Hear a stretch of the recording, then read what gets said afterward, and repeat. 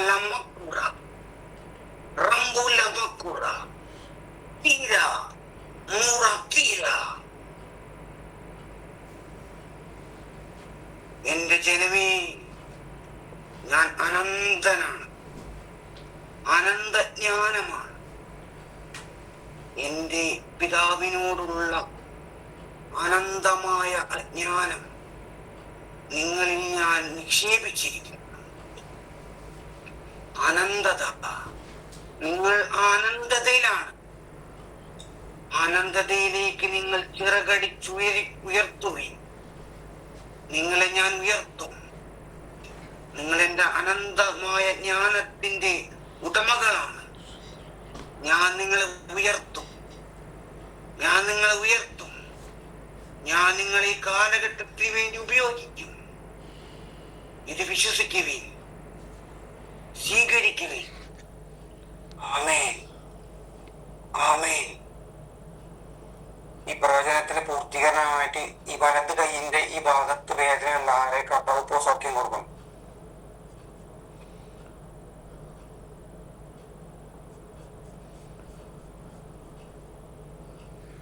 Hallelujah. Praise you, Lord. Thank you, Lord. Praise you, Jesus. Hallelujah. Thank you, Lord. Praise you, Lord. Praise you, Jesus. Hallelujah. Hallelujah. Thank you, Lord. Praise you, Lord. Praise you, Jesus. Hallelujah. Hallelujah.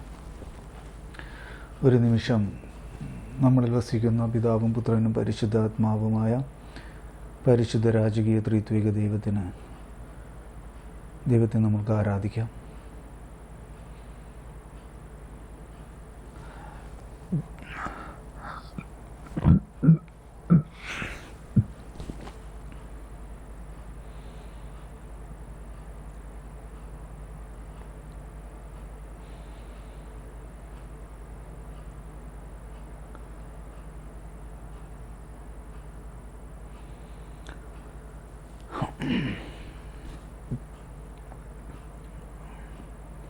ആമേൻ.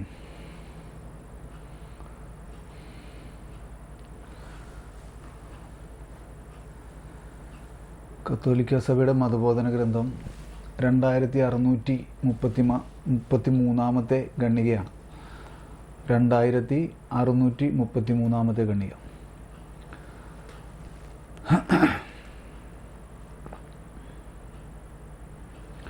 വായിക്കട്ടെ. എടുത്തോ, എല്ലാവരും എടുത്തോ.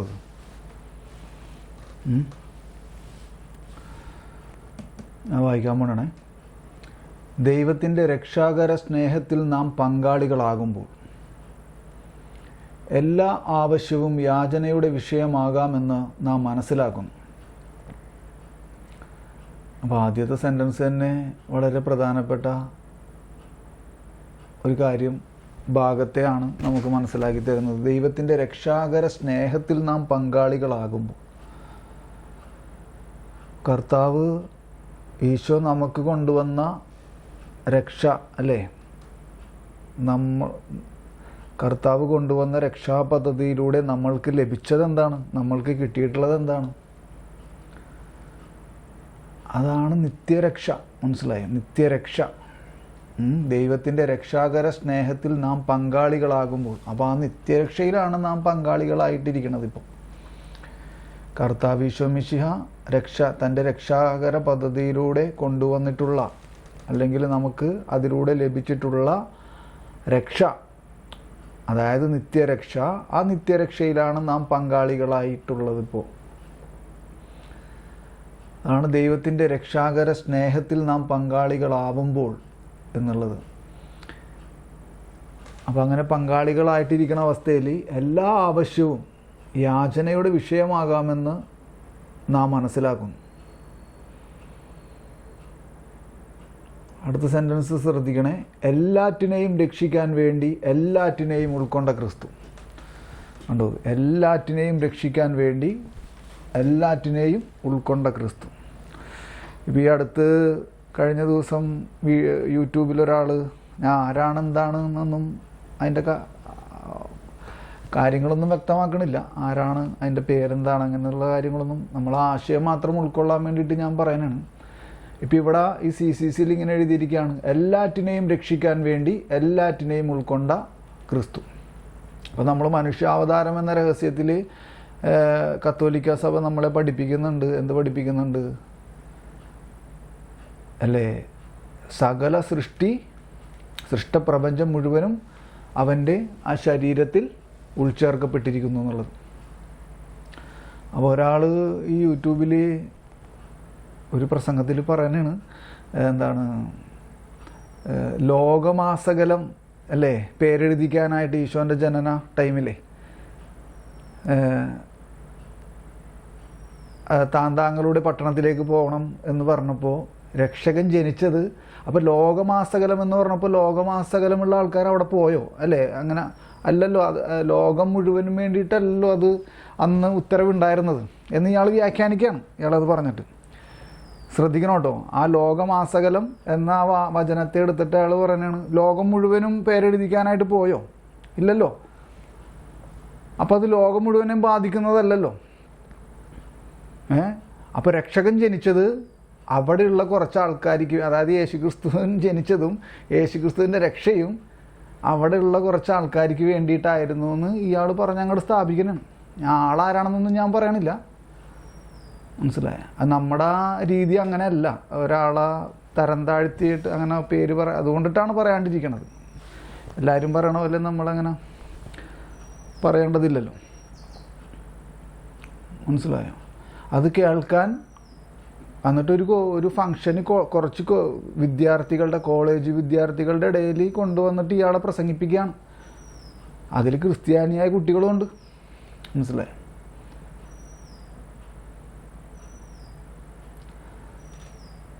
അതിപ്പോൾ ഇപ്പോൾ കത്തോലിക്ക സഭയുടെ മതബോധന ഗ്രന്ഥത്തിൽ നിന്ന് വായിച്ചത് നിങ്ങൾ ശ്രദ്ധിച്ചു. എല്ലാറ്റിനെയും രക്ഷിക്കാൻ വേണ്ടി എല്ലാറ്റിനെയും ഉൾക്കൊണ്ട ക്രിസ്തു.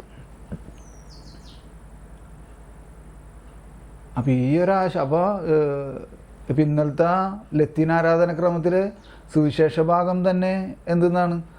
യോഹന്നാൻ്റെ സുവിശേഷം 1-ാം അധ്യായം 29-ാമത്തെ വചനഭാഗമൊക്കെയാണ്.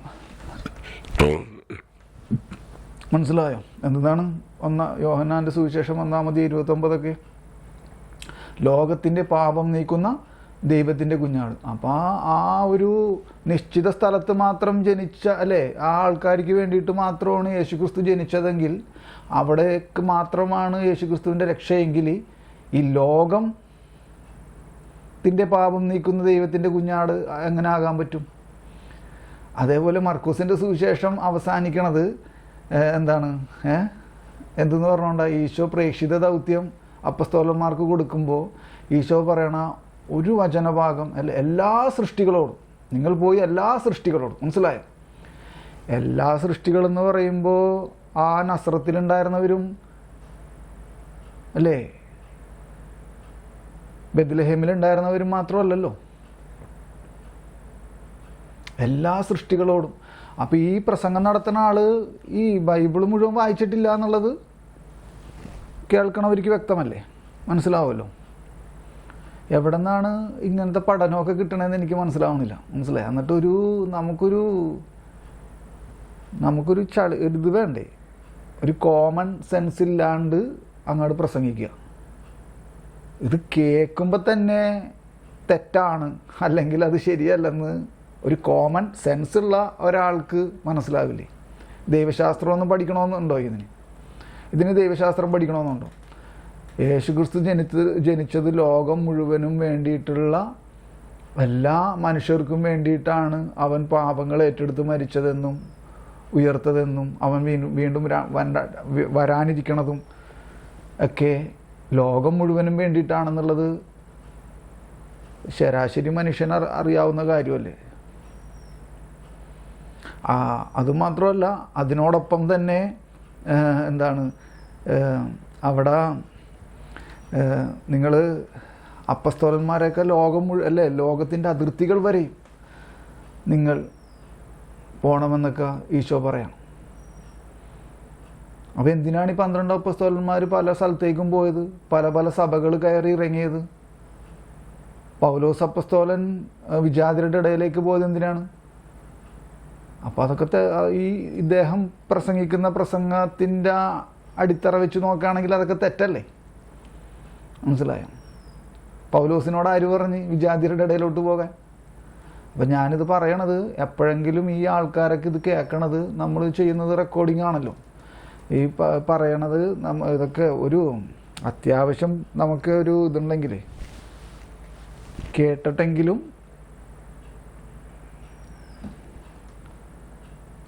ചില ആൾക്കാർക്ക് കറക്റ്റ് കാര്യം പറഞ്ഞു കൊടുത്താലും അത് അംഗീകരിക്കില്ല. അങ്ങനെയും കുറേ ആൾക്കാരുണ്ട്. ഇതിപ്പോൾ നമ്മൾ ഫസ്റ്റ് തന്നെ വിമർശനമായി പോയോ? ഞാൻ എന്തിനാ ഇത് പറഞ്ഞതെന്നറിയാമോ? ഈ പറഞ്ഞത് ഇത്രയേ ഉള്ളൂ. ഈ ഒരു കാര്യം മനസ്സിലാക്കാൻ വേണ്ടിയാണ്. എല്ലാറ്റിനെയും രക്ഷിക്കാൻ വേണ്ടി എല്ലാറ്റിനെയും ഉൾക്കൊണ്ട ക്രിസ്തു. മനസ്സിലായോ? അപ്പോൾ ആ ഒരു വാക്ക് ഇവിടെ ഇങ്ങനെ എഴുതി വെച്ചിരിക്കുകയാണ്. എല്ലാറ്റിനെയും രക്ഷിക്കാൻ വേണ്ടി എല്ലാറ്റിനെയും ഉൾക്കൊണ്ട ക്രിസ്തു. അവിടുത്തെ നാമത്തിൽ നാം നടത്തുന്ന യാചനകളിലൂടെ മഹത്വീകൃതനാകും.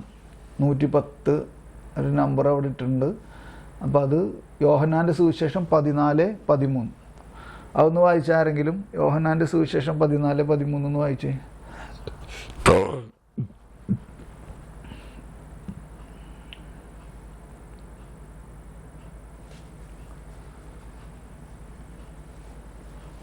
നമ്മൾ ബൈബിള് അവിടെ ആ വചനങ്ങളൊക്കെ ഒന്ന് എടുത്ത് വെച്ചോട്ടാ. കാരണം എനിക്ക്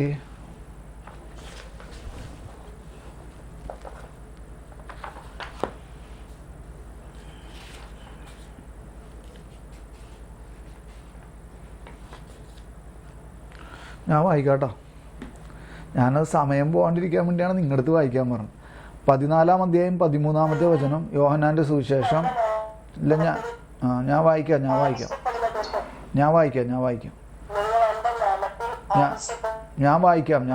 കേട്ടോ. ഞാൻ വായിക്കാം.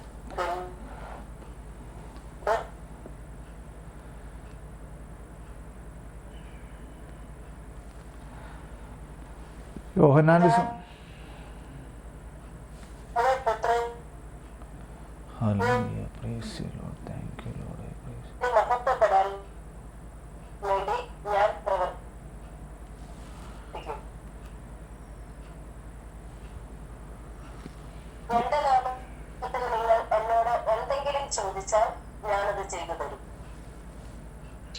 ഞാൻ പറയണത് നിങ്ങൾക്ക് കേൾക്കാമോ? ഞാൻ വായിച്ചോളാന്ന് പറഞ്ഞിട്ട് അത് കേൾക്കണില്ല. അപ്പോൾ ഞാൻ വായിച്ചോളാന്ന് ഇങ്ങനെ പറയണ്ടായിരുന്നു അത് കേട്ടോ. അപ്പോൾ നിങ്ങൾ എൻ്റെ നാമത്തിൽ ആവശ്യപ്പെടുന്നത് എന്തും പിതാവ് പുത്രനിൽ മഹത്വപ്പെടാൻ വേണ്ടി ഞാൻ പ്രവർത്തിക്കും. എൻ്റെ നാമത്തിൽ നിങ്ങൾ എന്നോട് എന്തെങ്കിലും ചോദിച്ചാൽ ഞാനത് ചെയ്തു തരും എന്നാണ്. അപ്പോൾ അവിടുത്തെ നാമത്തിൽ നാം നടത്തുന്ന യാചനകളിലൂടെ മഹത്വീകൃതനാകുന്നു. ഈ ഉറപ്പിന്മേലാണ് എല്ലാ അവസരത്തിലും പ്രാർത്ഥിച്ചു കൊണ്ടിരിക്കണമെന്ന് യാക്കോബും പൗലോസും നമ്മെ ഉദ്ബോധിപ്പിക്കുന്നത്. അത് ഓഡിയോ ഓഫ് ചെയ്തോട്ടാ. ഓഡിയോ ഓഫ് ചെയ്തോ. ആ ഓഡിയോ ഓഫ് ചെയ്. ആരുടെ ഓഡിയോ ആണ് ഓണായേക്കണത്?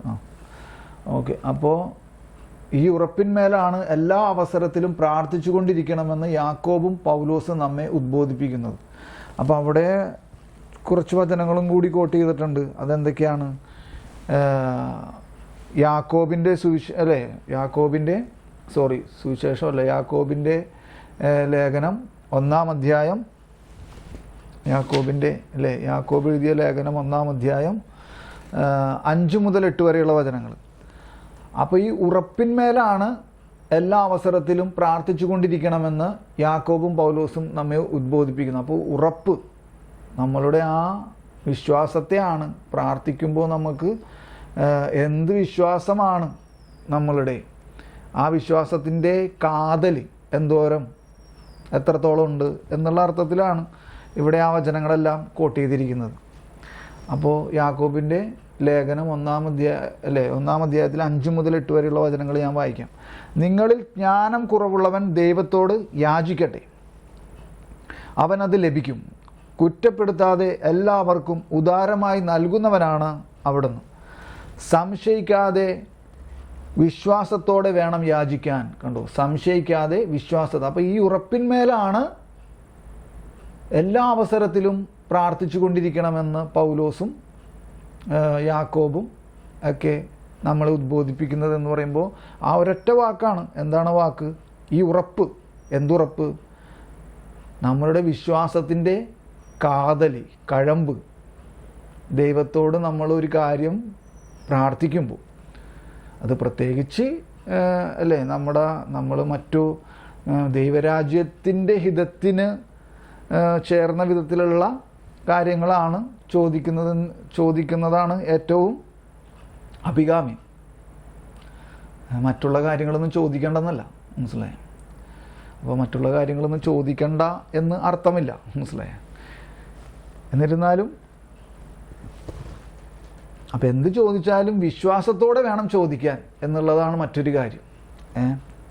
സംശയിക്കാതെ വിശ്വാസത്തോടെ ചോദിക്കുന്നതിന് മുമ്പായിട്ടൊരു വചനം എഴുതിയിരിക്കുകയാണ്. സംശയിക്കാതെ വിശ്വാസത്തോടെ വേണം യാചിക്കാൻ.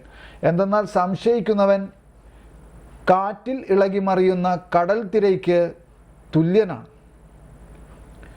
അങ്ങനെയുള്ള മനുഷ്യൻ തനിക്ക് കർത്താവിൽ നിന്ന് എന്തെങ്കിലും ലഭിക്കുമെന്ന് കരുതരുത്.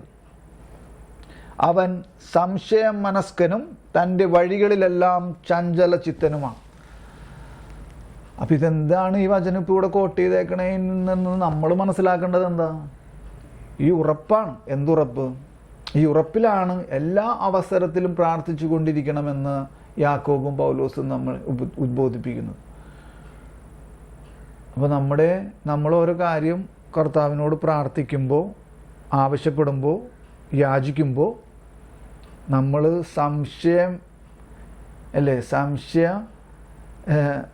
മെന്യെ വിശ്വാസത്തോടെ വേണം ചോദിക്കാനും.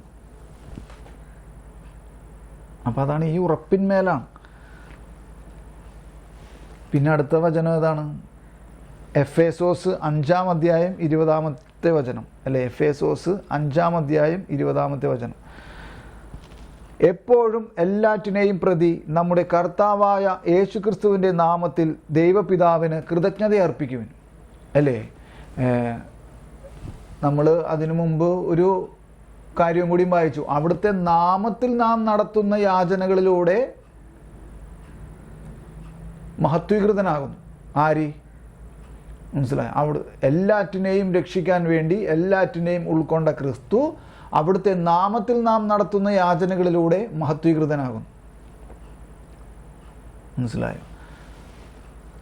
അപ്പോൾ എപ്പോഴും എല്ലാറ്റിനെയും പ്രതി നമ്മുടെ കർത്താവായ യേശുക്രിസ്തുവിൻ്റെ നാമത്തിൽ ദൈവപിതാവിന് കൃതജ്ഞത അർപ്പിക്കും. ഇനി എഫേസോസ് 4-ാം അധ്യായം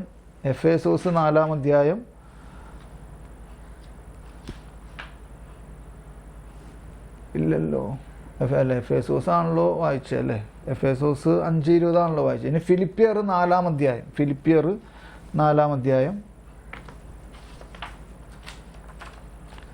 4-ാം അധ്യായത്തിൽ 6-7 വചനങ്ങൾ.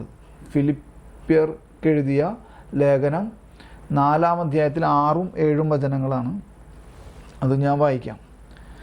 ഒന്നിനെക്കുറിച്ചും ആകുലരാകേണ്ട, പ്രാർത്ഥനയിലൂടെയും അപേക്ഷയിലൂടെയും കൃതജ്ഞതാ സ്തോത്രങ്ങളോടെ നിങ്ങളുടെ യാചനകൾ ദൈവസന്നിധിയിൽ അർപ്പിക്കുവിൻ. അപ്പോൾ നമ്മുടെ മുഴുവൻ ധാരണയെയും അതിലംഘിക്കുന്ന ദൈവത്തിൻ്റെ സമാധാനം നിങ്ങളുടെ ഹൃദയങ്ങളെയും ചിന്തകളെയും ക്രിസ്തു യേശുവിൽ കാത്തുകൊള്ളും.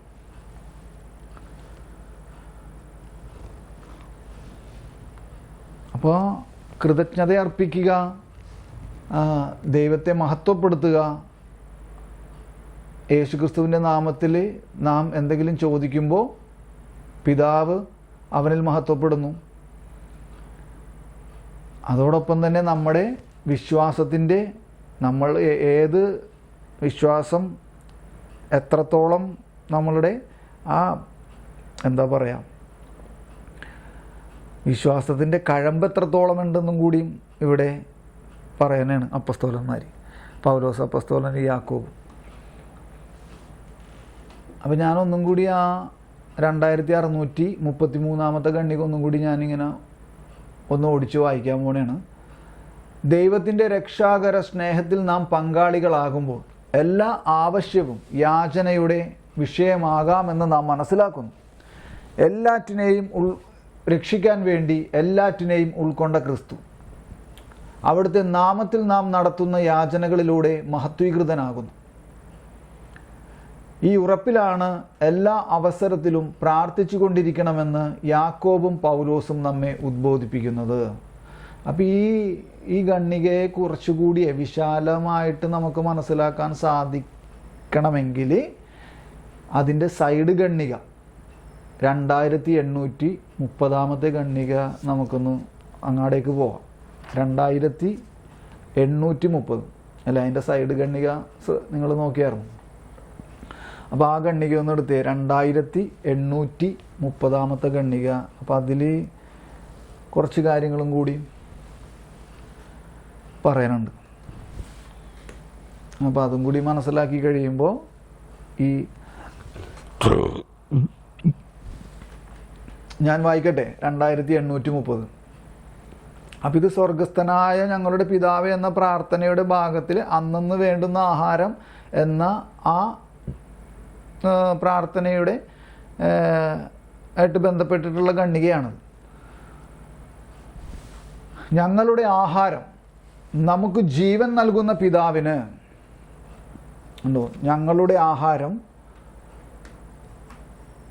നമുക്ക് ജീവൻ നൽകുന്ന പിതാവിന് നമ്മുടെ ജീവൻ ആവശ്യമായ പോഷണവും നൽകാതിരിക്കാൻ സാധ്യമല്ല. അപ്പോൾ നമുക്ക് ജീവൻ നൽകുന്ന പിതാവ് നമുക്ക് എങ്ങനെയാണ് ജീവൻ നൽകിയത്? പിതാവ് നമുക്ക് എങ്ങനെയാണ് ജീവൻ നൽകിയത്? ഇവിടെ പറയുന്ന ജീവൻ എന്ന് ഉദ്ദേശിക്കുന്നത് നമ്മളെ സൃഷ്ടിച്ച പിതാവിന് അല്ലേ? അതാണ് ആദ്യത്തെ അർത്ഥം. എന്താണ് നമുക്ക് ജീവൻ നൽകുന്ന പിതാവിനെന്ന് പറയുമ്പോൾ? നമ്മളെ സൃഷ്ടിച്ച പിതാവിന് അല്ലേ, നമ്മളെ ജനിപ്പിച്ച പിതാവിന് നമ്മുടെ ജീവൻ ആവശ്യമായ പോഷണവും നൽകാതിരിക്കാൻ സാധ്യമല്ല. അതൊരു ഭൗതിക അർത്ഥത്തിലാണ് അതിനെ നമ്മൾ ആദ്യം കാണേണ്ടത്. അതോടൊപ്പം തന്നെ മറ്റൊരു വശം എന്താണ്? നമുക്ക് ജീവൻ നൽകുന്ന അല്ലേ, നമ്മളെ സൃഷ്ടിച്ച പിതാവ് അല്ലേ, നമ്മളെ സൃഷ്ടിച്ച സൃഷ്ടാവ് നമുക്ക് ജീവൻ ആവശ്യമായ പോഷകാഹാരം അല്ലേ, ഭൗതികാഹാരം നമുക്ക് നൽകുന്നുണ്ട്. അതോടൊപ്പം തന്നെ നമ്മൾ ഉത്ഭവപാപത്തിലൂടെ ഒരാധ്യാത്മിക മരണത്തിൽ അല്ലേ, ഉത്ഭവപാപത്തിലൂടെ ലോകം മുഴുവനിലേക്കും ഉത്ഭവപാപത്തിൻ്റെ പ്രസരണം നടന്നു. അപ്പോൾ അങ്ങനെയാണെങ്കിൽ നമ്മൾ ആ അവസ്ഥയിൽ, മരിച്ചിരിക്കുന്നൊരവസ്ഥയിൽ ദൈവം നമുക്ക് വീണ്ടും ജീവൻ നൽകുകയാണ്. എങ്ങനെയാണ് ആ ജീവൻ നൽകിയത്? ആ സമയത്ത് പിതാവ് നമുക്ക് ജീവൻ നൽകിയത് എങ്ങനെയാണ്? നമുക്ക് ജീവൻ നൽകുന്ന പിതാവ് അത് തൻ്റെ ഏകജാതനെ, അതാണ് യോഹന്നാൻ്റെ സുവിശേഷം 3-ാം അധ്യായം 16-ാമത്തെ വചനം. എന്തെന്നാണ്? തൻ്റെ അതൊന്ന് ഞാൻ വായിക്കാം കേട്ടോ, ഞാൻ വായിച്ചോളാം. യോഹന്നാൻ്റെ സുവിശേഷം 3-ാം അധ്യായം 16-ാമത്തെ വചനം എന്തെന്നാണ് പറയണേ?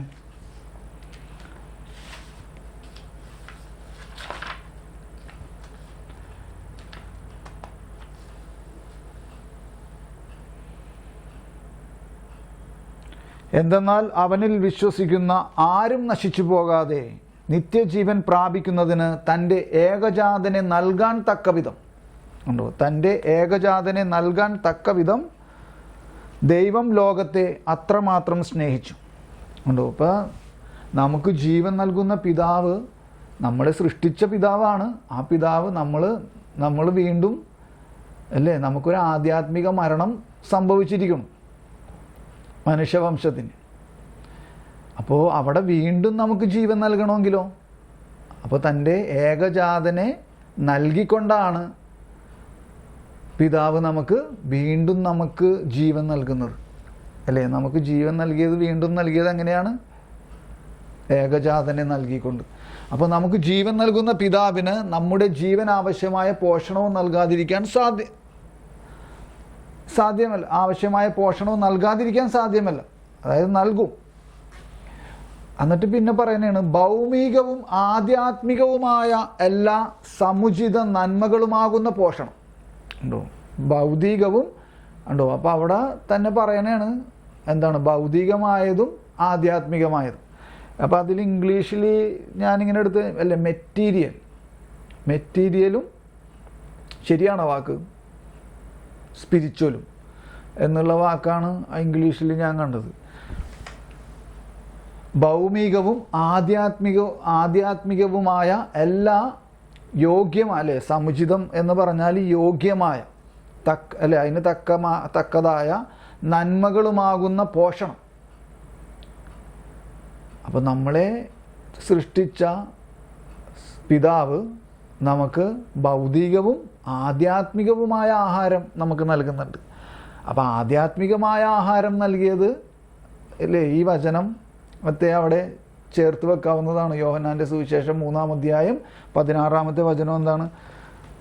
തൻ്റെ ഏകജാതനെ നൽകാൻ തക്കവിധം ദൈവം ലോകത്തെ അത്രമാത്രം സ്നേഹിച്ചു. അങ്ങനെ ആ തൻ്റെ ഏകജാതനെ, തൻ്റെ ഏകമകനെ നൽകി കൊണ്ട് അവനെ തന്നെ നമുക്ക് ഭക്ഷിക്കാനായിട്ട് അല്ലേ ഒരു ആധ്യാത്മിക ഭക്ഷണം അവനെ തന്നെ നമുക്ക് ഭക്ഷിക്കാനായിട്ട് പിതാവ് നൽകി എന്നുള്ളതാണ്.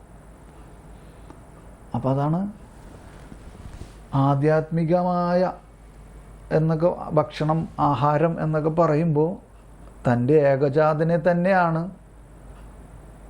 നമുക്ക് ഭക്ഷിക്കാനായിട്ടല്ലേ. പാപങ്ങൾ ആ ശരീരത്തിൽ ഏറ്റെടുത്ത് കുരിശിൽ ബലിയർപ്പിച്ചു. അങ്ങനെ ആ ശരീരത്തിൻ്റെ ശരീരമാകുന്ന ആ പോഷണമാണ് നമ്മൾ ഭക്ഷിക്കുന്നത്. ആധ്യാത്മികമായ എല്ലാ സമുചിത നന്മകളുമാകുന്ന പോഷണം.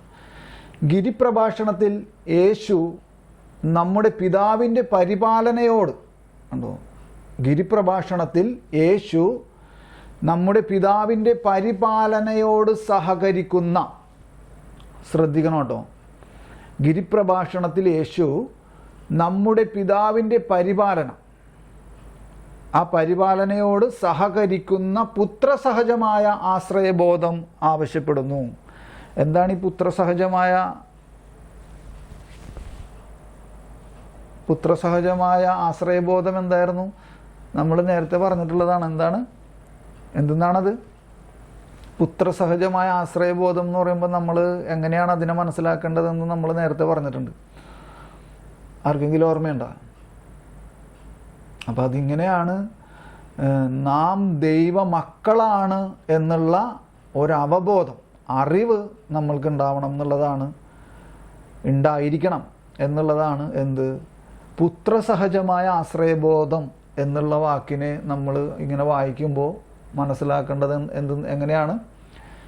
നാം ദൈവ മക്കളാണ് എന്നുള്ള തിരിച്ചറിവ്, അല്ലെങ്കിൽ അങ്ങനത്തെ ഒരു വിശ്വാസത്തിലായിരിക്കണം നമ്മൾ നമ്മുടെ ജീവിതം മുഴുവനും. അപ്പം അങ്ങനത്തെ ഒരു ആശ്രയബോധം നമുക്ക് എപ്പോഴും ഉണ്ടാകാറുണ്ടോ? അപ്പോൾ ആ അർത്ഥത്തിലാണ് പൗലോസ് അപ്പസ്തോലനും യാക്കോബ് അപ്പസ്തോലനൊക്കെ പറഞ്ഞത് അവിടെ നിന്നിട്ട്. സംശയിക്കാതെ വിശ്വാസത്തോടെ വേണം ചോദിക്കാനെന്നൊക്കെ പറഞ്ഞു. അപ്പം നമ്മളെ സംബന്ധിച്ച് ദൈവത്തിൻ്റെ പരിപാലന അല്ലേ ഗിരിപ്രഭാഷണത്തിൽ, അതായത് മലയിലെ പ്രസംഗത്തിൽ, മത്തായിയുടെ സുവിശേഷം 5-ാം അധ്യായത്തിൽ മലയിലെ പ്രസംഗത്തിൽ യേശു ദൈവത്തിൻ്റെ പരിപാലനയെക്കുറിച്ച് പറയുന്നുണ്ട്. അപ്പോൾ ആ പരിപാലനയോട് നമ്മളെങ്ങനെയാണ് അതിനെ, ആ പിതാവിൻ്റെ പരിപാലനയോട് നമ്മളെങ്ങനെയാണ് അതിനെ സമീപിക്കണമെന്നുള്ളതാണ്. മനസ്സിലായോ? അല്ലെങ്കിൽ നമ്മളെങ്ങനെയാണ് ആ പരിപാലനയെ ഉൾക്കൊള്ളുന്നു എന്നുള്ളതാണ്. ഇത് വളരെ പ്രധാനപ്പെട്ട ഈ ഗണ്ണികേല ഒരു സെൻറ്റൻസാണ്. ഗിരിപ്രഭാഷണത്തിൽ യേശു പിതാവിൻ്റെ പരിപാലനയോട് സഹകരിക്കുന്നു. ആ വാക്ക് അവിടെ തന്നെയുണ്ട്, ഞാൻ ആ വാക്ക് കിട്ടണ്ടല്ല. കണ്ടോ, നമ്മുടെ സഹകരണം എങ്ങനെയാണ്? പിതാവായ ദൈവത്തിൻ്റെ പരിപാലന, അല്ലെ, നമ്മൾക്ക് ആയിട്ട് പിതാവ് കൊണ്ടുവന്നിരിക്കുന്നതാണ് ആ പരിപാലന. ദൈവത്തിൻ്റെ പരിപാലനയല്ല, നമ്മൾക്കുള്ള സഹകരണം, ദൈവത്തിൻ്റെ പരിപാലനയോട് നമ്മൾക്കുള്ള സഹകരണം എങ്ങനെയാണ്, എത്രത്തോളം ഉണ്ട്? അത് ഈ പറഞ്ഞ പുത്രസഹജമായ ആശ്രയബോധത്തോടു കൂടിയാണോ? ഞാൻ മകളാണ്, അല്ലേ, മകനാണെന്നുള്ള ഒരു ബോധ്യം, ആ തിരിച്ചറിവ്, അവബോധത്തോടു കൂടി നമ്മൾ സഹകരിക്കാറുണ്ടോ? അതൊരു ചോദ്യമാണ്. മനസ്സിലായോ? അപ്പോൾ ഗിരിപ്രഭാഷണത്തിൽ യേശു നമ്മുടെ പിതാവിൻ്റെ പരിപാലനയോട് സഹകരിക്കുന്ന പുത്രസഹജമായ ആശ്രയബോധം ആവശ്യപ്പെടുന്നു. 115 ആ നമ്പർ അത് കോട്ട് ചെയ്തിരിക്കുന്നത് മത്തായിയുടെ സുവിശേഷം 6-ാം അധ്യായം 25 മുതൽ 34 വരെയുള്ള വചനങ്ങളാണ്. അപ്പോൾ അതൊന്നും നമുക്ക് എടുക്കാം, കേട്ടോ. അത് നിങ്ങളെല്ലാവരും ബൈബിൾ എടുത്തോട്ടോ. എന്തെന്നാണ് മത്തായിയുടെ സുവിശേഷം? അത് ബൈബിള് എല്ലാവരും എടുത്തു. 6-ാം അധ്യായം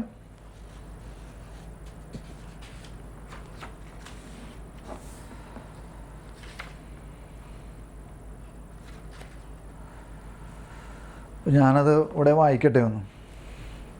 ഞാനത് ആ സുവിശേഷ ഭാഗം ഒന്നും ഇങ്ങനെ പെട്ടെന്നൊന്ന് വായിക്കാൻ പോവാണ്. മത്തായിയുടെ വിശുദ്ധ സുവിശേഷം 6-ാം അധ്യായം 25 മുതൽ 34 വരെയുള്ള വചനങ്ങൾ. ദൈവപരിപാലനയിൽ ആശ്രയിക്കുക.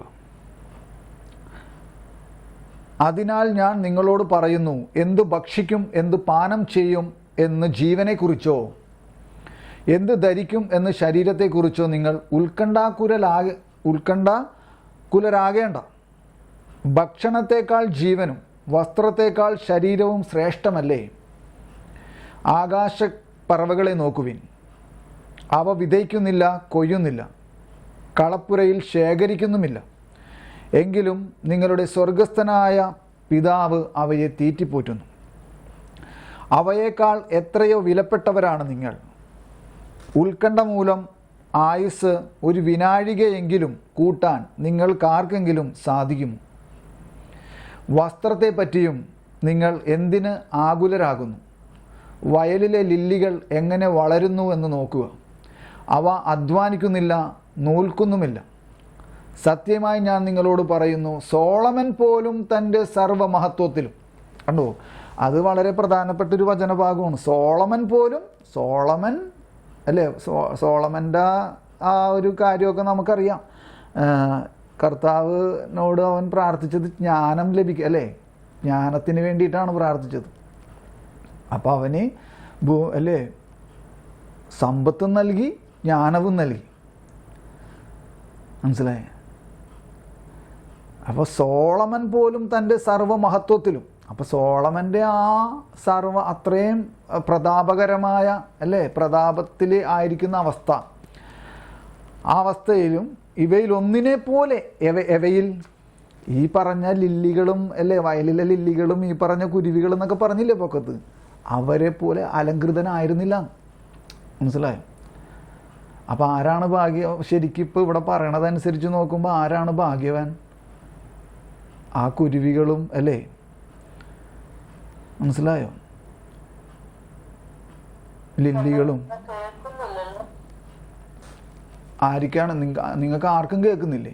ആർക്കും കേൾക്കുന്നില്ലെങ്കിൽ ഓക്കെ, ഇവിടുത്തെ കുഴപ്പമായിരിക്കാം. ഒരാൾക്ക് മാത്രമാണ് കേൾക്കാനല്ലോ, അങ്ങനെയൊക്കെയാണ് അവരുടെ നെറ്റിൻ്റെ കുഴപ്പമായിരിക്കും. ബാക്കി എല്ലാവർക്കും കേൾക്കാൻ പറ്റുന്നുണ്ടെന്നാണ് ഞാൻ വിചാരിക്കുന്നത്. അപ്പം അത് നെറ്റിൻ്റെ കുഴപ്പമായിരിക്കും അതവിടെ. അപ്പം അത് അപ്പം അത് നെറ്റിൻ്റെ കുഴപ്പമായിരിക്കും അത്. അപ്പം എന്തായാലും ഇപ്പം ഇങ്ങനെ തൽക്കാലം കേൾക്കാം, എന്നിട്ട് പിന്നെ നമുക്കത് പിന്നീട് അത് കേൾക്കാമല്ലോ. അപ്പോൾ മനസ്സിലായോ? സത്യമായി ഞാൻ നിങ്ങളോട് പറയുന്നു, സോളമൻ പോലും തൻ്റെ സർവമഹത്വത്തിലും ഇവയിൽ ഒന്നിനെ പോലെ അലങ്കൃതനായിരുന്നില്ല. ഇന്നുള്ളതും നാളെ അടുപ്പിൽ എറിയപ്പെടുന്നതുമായ പുല്ലിനെ ദൈവം ഇപ്രകാരം അലങ്കരിക്കുന്നെങ്കിൽ അല്പവിശ്വാസികളെ, നിങ്ങളെ അവിടുന്ന് എത്രയധികം അലങ്കരിക്കുകയില്ല. അതിനാൽ എന്ത് ഭക്ഷിക്കും, എന്ത് പാനം ചെയ്യും, എന്ത് ധരിക്കും എന്ന് വിചാരിച്ച് നിങ്ങൾ ആകുലരാകേണ്ട. വിജാതീയരാണ് ഇവയെല്ലാം അന്വേഷിക്കുന്നത്. നിങ്ങൾക്കിവയെല്ലാം ആവശ്യമാണെന്ന് നിങ്ങളുടെ സ്വർഗീയ പിതാവ് അറിയുന്നു. ശരിക്ക് ഞാൻ എൻ്റെ കാര്യം പറഞ്ഞുണ്ടോ, നമ്മളൊക്കെ ശരിക്കും ഇപ്പോഴും വിജാതീയർ തന്നെ അല്ലേ, മാമോദിസ അല്ലേ, ഈ ഒരു അർത്ഥത്തിൽ നോക്കുമ്പോൾ അവരൊക്കെ എന്താണ്, ഇതെല്ലാം അന്വേഷിക്കുന്നത് വിജാതീയരാണ്. മനസ്സിലായോ? ഇപ്പം നമുക്ക് ആകുലത ഉണ്ടോ ഇല്ലയോ നാളത്തെ കാര്യത്തെക്കുറിച്ച്? ഇപ്പം നമ്മളും ഒരു ഈ പറഞ്ഞ വചനത്തിൻ്റെ ബേസിലല്ലേ നമ്മൾ നിൽക്കുന്നത്. വിജാതീയരാണ് ഇവയെല്ലാം അന്വേഷിക്കണേ. നിങ്ങൾക്കിവയെല്ലാം ആവശ്യമാണെന്ന് നിങ്ങളുടെ സ്വർഗീയ പിതാവ് അറിയുന്നു. നിങ്ങളാകട്ടെ ആദ്യം അവിടുത്തെ രാജ്യവും അവിടുത്തെ നീതിയും അന്വേഷിക്കുവിൻ, അതോടൊപ്പം മറ്റുള്ളവയെല്ലാം നൽകപ്പെടും. അതിനാൽ നാളെയെക്കുറിച്ച് നിങ്ങൾ ആകുലരാകരുത്. നാളത്തെ ദിനം തന്നെ അതിനെക്കുറിച്ച് ആകുലപ്പെട്ടുകൊള്ളും. ഓരോ ദിവസത്തിനും അതതിൻ്റെ ക്ലേശം മതി. അപ്പം ഞാനിതിങ്ങനെ ഓടിച്ച് വായിച്ചതേ, ഇത് ഈ ഭാഗമൊക്കെ എന്നെ സംബന്ധിച്ച് എൻ്റെ ജീവിതവുമായിട്ട് ബന്ധപ്പെടുത്തി പറയാനുള്ളൊരു ധൈര്യമോ അല്ലെങ്കിൽ അത്തരത്തിലുള്ളൊരു അനുഭവങ്ങളൊന്നും ദൈവത്തിൻ്റെ പരിപാലനയോടുള്ള പൂർണ്ണമായ സഹകരണം, അത് അങ്ങനെയൊക്കെ ചോദിച്ചാൽ നമുക്ക് എന്നെ സംബന്ധിച്ച് പൂർണ്ണമായി സഹകരിക്കുന്നുണ്ടോ എന്ന് ചോദിച്ചാൽ പൂർണ്ണമായി സഹകരിക്കാൻ ഒരു ഒരു ധൈര്യക്കുറവുണ്ട് എന്ന് പറയേണ്ടി വരും. അല്ലെങ്കിൽ നുണയായി പോകും. മനസ്സിലായോ? നമ്മൾ ആകുലരാകുന്നുണ്ട്. നമ്മൾ എന്ന് ഉദ്ദേശിച്ച് ഞാൻ എന്നെ തന്നെയാണ് കേട്ടോ. മനസ്സിലായി? എൻ്റെ കാര്യമാണ് ഞാൻ പറയണത്. എന്നിരുന്നാലും ഇപ്പോൾ തോമസ് പോളിനെയൊക്കെ സംബന്ധിച്ച് അദ്ദേഹത്തിൻ്റെ ജീവിതം ഈ കഴിഞ്ഞ 33 വർഷമായിട്ട് അദ്ദേഹം ശരിക്കും ഈ ദൈവത്തിൻ്റെ പരിപാലന പ്രൊവിഡൻസിലാണ് ജീവിക്കണേ.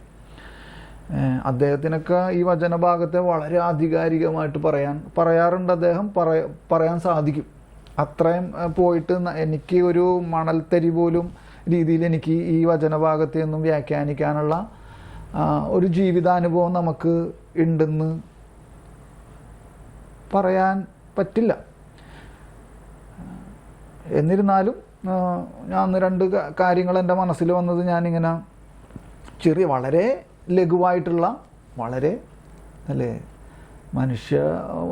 മനുഷ്യന്മാരുടെ കണ്ണുകളിൽ വളരെ നിസ്സാരമെന്ന് കരുതുന്ന 1-2 കാര്യങ്ങൾ ഞാൻ എൻ്റെ ഇത് വായിച്ചപ്പോൾ എൻ്റെ മനസ്സിൽ വന്നൊരു കാര്യമാണ്. ഞാൻ എൻ്റെ കൂട്ടുകാരനോട് ഇങ്ങനെ അപ്പോൾ എനിക്കൊരു 2000 രൂപയുടെ ആവശ്യമുണ്ട്. കുറച്ച് വർഷങ്ങൾക്ക് മുമ്പാണ്. അപ്പം ഞാൻ എൻ്റെ കൂട്ടുകാരനോട് ഞാനിങ്ങനെ അപ്പം എന്താണിത്, എന്ത് ചെയ്യും, അപ്പം എങ്ങനെയാണ് എന്നാലോചിക്കണമായിരുന്നു. അപ്പം മനസ്സിലിങ്ങനെ തോന്നി, ഇന്നൊരാളെ വിളിക്കാൻ ഇങ്ങനെ തോന്നി മനസ്സിൽ. അങ്ങനെ ആളെ വിളിച്ചപ്പോൾ എൻ്റെ ഒരു കൂട്ടുകാരനെ ഞാൻ വിളിച്ചപ്പോൾ അപ്പോൾ ഞാൻ ജോലി സ്ഥലത്താണ്, ഞാൻ വൈകിട്ട് വരാമെന്ന് പറഞ്ഞു. വൈകിട്ട് ഞാൻ നിൻ്റെ വീട്ടിലേക്ക് വരാമെന്ന് പറഞ്ഞു. അപ്പോൾ ഞാൻ 2000 രൂപ ഇവനടുത്ത് ചോദിച്ചിട്ടു. 2000 രൂപ ചോദിച്ചു. നിങ്ങൾക്ക് കേൾക്കാമോ ഞാൻ പറയണത്? അപ്പോൾ 2000 രൂപ ഞാൻ ചോദിച്ചു. അപ്പോൾ ഇവൻ വൈകിട്ട് വീട്ടിലേക്ക് വരാമെന്ന് പറഞ്ഞു. അങ്ങനെ വീട്ടിൽ വൈകിട്ട് ഒരു രാത്രിയൊക്കെ ഇപ്പം വീട്ടിൽ വന്നു. അപ്പോൾ ഇവൻ എന്നിട്ട് നീ ചോദിച്ച പൈസ എന്ന് പറഞ്ഞു. അപ്പോൾ പൈസ ഇവൻ തരുമ്പോൾ പൈസ കൂടുതലുണ്ട്. പൈസ കൂടുതലുണ്ട്. അപ്പം ഞാൻ നോക്കിയപ്പോൾ അന്ന് 2000-ൻ്റെ നോട്ടൊക്കെ ഉള്ള സമയമാണ്.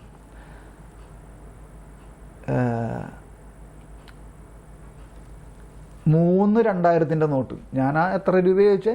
2000 രൂപയാണ് ചോദിച്ചത്. 3 2000-ൻ്റെ നോട്ടുകളാണ്. അതായത് 6000 രൂപയുണ്ട്. അപ്പം ഞാൻ പറയണത് ഈ പൈസ കൂടുതലുണ്ട്. ഞാൻ ചോദിച്ചത് 2000 രൂപയാണ്. അപ്പം നിനക്ക് ചിലപ്പോൾ തെറ്റിപ്പോയതാണോ എന്ന് ചോദിച്ചിട്ട് ബാക്കി പൈസ 2 നോട്ട് 2000-ൻ്റെ നോട്ട് അങ്ങോട്ട് 2 എണ്ണം തിരിച്ചു കൊടുക്കാൻ പോയപ്പോൾ അവൻ പറഞ്ഞു, ഇല്ല 2000 രൂപ നീ ചോദിച്ചല്ലോ, അതാണ് അത് നിനക്ക് എപ്പോഴെങ്കിലും കിട്ടുമ്പോൾ നീ തിരിച്ചു തരണം, നിൻ്റെ കയ്യിലുള്ളപ്പോൾ തിരിച്ചു തരണം. പക്ഷെ ബാക്കി 4000 രൂപയില്ലേ, അത് നീ തിരിച്ചു തരണ്ട. അതായത് നീ 2000 രൂപ ചോദിച്ചില്ലേ, അപ്പോൾ നിനക്ക് 6000 രൂപ തരാൻ എനിക്ക് ഇങ്ങനെ എൻ്റെ ഉള്ളിൽ ഇങ്ങനെ പറയാണ്. മനസ്സിലായി? ഇങ്ങനെ പറയാനാണ് എന്നോട് കർത്താവ്, അവൻ ഇങ്ങനെ തന്നെ പറഞ്ഞത്. എന്നോട് കർത്താവ് പറഞ്ഞത് 6000 രൂപ നിനക്ക് തരാനാണ് പറഞ്ഞത്. മനസ്സിലായി? അപ്പം ഇതിപ്പോൾ നമ്മൾ ഇതൊക്കെ വലിയ അത്ഭുതമാണോ എന്ന് ചിന്തിച്ചാൽ വലിയ അത്ഭുതമാണോ എന്ന് അല്ലേ? എന്നെ സംബന്ധിച്ചത് വലിയ അത്ഭുതമാണ്. അവനോട് കർത്താവ് സംസാരിച്ചതാണല്ലോ. മനസ്സിലായോ നമ്മുടെ കാര്യം? അതേപോലെ തന്നെ ഒരു ദിവസം അപ്പം ഈ വീടൊന്നും വെച്ചിട്ടില്ല, അപ്പുറത്ത് ഞാനൊരു ഒറ്റമുറിയിൽ താമസിച്ചുകൊണ്ടിരിക്കുന്ന, തറവാട്ടിൽ തന്നെ ഒറ്റമുറിയിൽ താമസിച്ചുകൊണ്ടിരിക്കുന്ന സമയത്ത് ടോയ്ലറ്റും എല്ലാം ഒറ്റമുറിയിൽ തന്നെയാണ് എല്ലാം കിടക്കുന്നതും ഒക്കെ. അപ്പോൾ അങ്ങനെ ഞാൻ കുളിച്ചു. അപ്പോൾ അന്നും ഇതേപോലെ തന്നെ ഞാൻ ഈ കുളിക്കണ സമയത്ത് ആലോചിക്കണതാണ്, ഇന്നും എനിക്ക് 2000 രൂപയുടെ ഒരു ആവശ്യമുണ്ട്. മനസ്സിലായോ? 2000 രൂപയുടെ ആവശ്യമുണ്ട്. അപ്പോൾ ഞാനിങ്ങനെ ആലോചിക്കണമായിരുന്നു, ഇതിപ്പോൾ ആരോടാ ഇപ്പോൾ ചോദിക്കണേ, ആരോടും വേറെ ചോദിക്കാനില്ല. അപ്പോൾ ഞാനിങ്ങനെ കുളിച്ചുകൊണ്ടിരിക്കുമ്പോൾ പുറത്ത് 2 പേര് വന്നേക്കണം എന്ന് പറഞ്ഞിട്ട് ഇപ്പോൾ എൻ്റെ ഭാര്യ അങ്ങനെ വിളിച്ച് ഇങ്ങനെ പറയാം, ഇന്ന ആൾക്കാർ വന്നിട്ടുണ്ടെന്ന് പറഞ്ഞു. അപ്പോൾ 2 സ്ത്രീകളാണ് അവർ. അപ്പോൾ അവർ വന്നിട്ട് ഇങ്ങനെ പറഞ്ഞു, അപ്പോൾ അവൾ പറഞ്ഞു ഞാൻ കുളിക്കണേണെന്ന് പറഞ്ഞു. അപ്പോൾ ശരിയാ, കുഴപ്പമില്ല, കാണണമെന്നില്ല, ഞങ്ങൾ ഇത് തരാൻ വേണ്ടി വന്നാണെന്ന് പറഞ്ഞിട്ട് ഈ 2000 രൂപ തന്നിരിക്കുകയാണ്. മനസ്സിലായി? 2000 രൂപ. അപ്പോൾ ഞാൻ കുളിച്ചു കഴിഞ്ഞപ്പോൾ കുറച്ച് നേരം അവർ വെയിറ്റ് ചെയ്ത് കുളിച്ച് കഴിഞ്ഞിട്ട് ഞാൻ വന്നവരവർ നിന്നു. അപ്പോൾ ഞാൻ വന്നു കഴിഞ്ഞപ്പോൾ അവർ പറയുകയാണ്, സാധാരണ ഞങ്ങൾ ദശാംശം ഇങ്ങനെ കൊടുക്കാറുണ്ട് എല്ലാ മാസവും. അത് കൊടുക്കുന്നത് പള്ളിയിൽ കൊടുക്കുന്നത് കൂടാതെ നമ്മൾ ഏതെങ്കിലും നിർധനരായ രോഗികൾക്ക് അങ്ങനെയൊക്കെയുള്ള കൊടുക്കാറുണ്ട് ദശാംശത്തിൻ്റെ ഇതിൽ നിന്ന്. അപ്പം പക്ഷേ ഈ മാസം ഇങ്ങനെ കണ്ണന് ഈ പൈസ തരണം എന്നാണ് ഞങ്ങൾക്ക് തോന്നിയത്.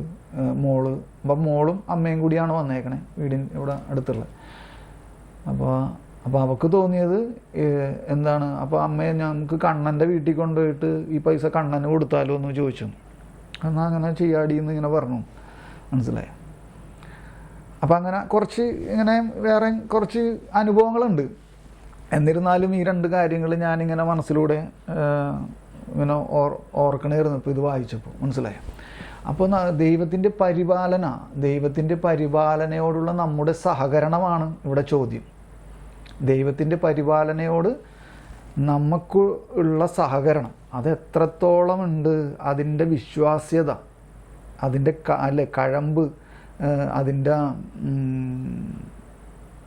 എത്രത്തോളം കനമുണ്ട് നമ്മുടെ ആ വിശ്വാസത്തിന്. ദൈവത്തിൻ്റെ പരിപാലനയോട് ചേർന്ന് നിൽക്കുക എന്നുള്ള നമ്മുടെ വിശ്വാസത്തിൻ്റെ അവസ്ഥയുണ്ടല്ലോ, അതിന് എത്രത്തോളം കനമുണ്ട്, എത്രത്തോളം വെയിറ്റ് ഉണ്ട് എന്നുള്ളത് ഒരു ചോദ്യം തന്നെയാണ്.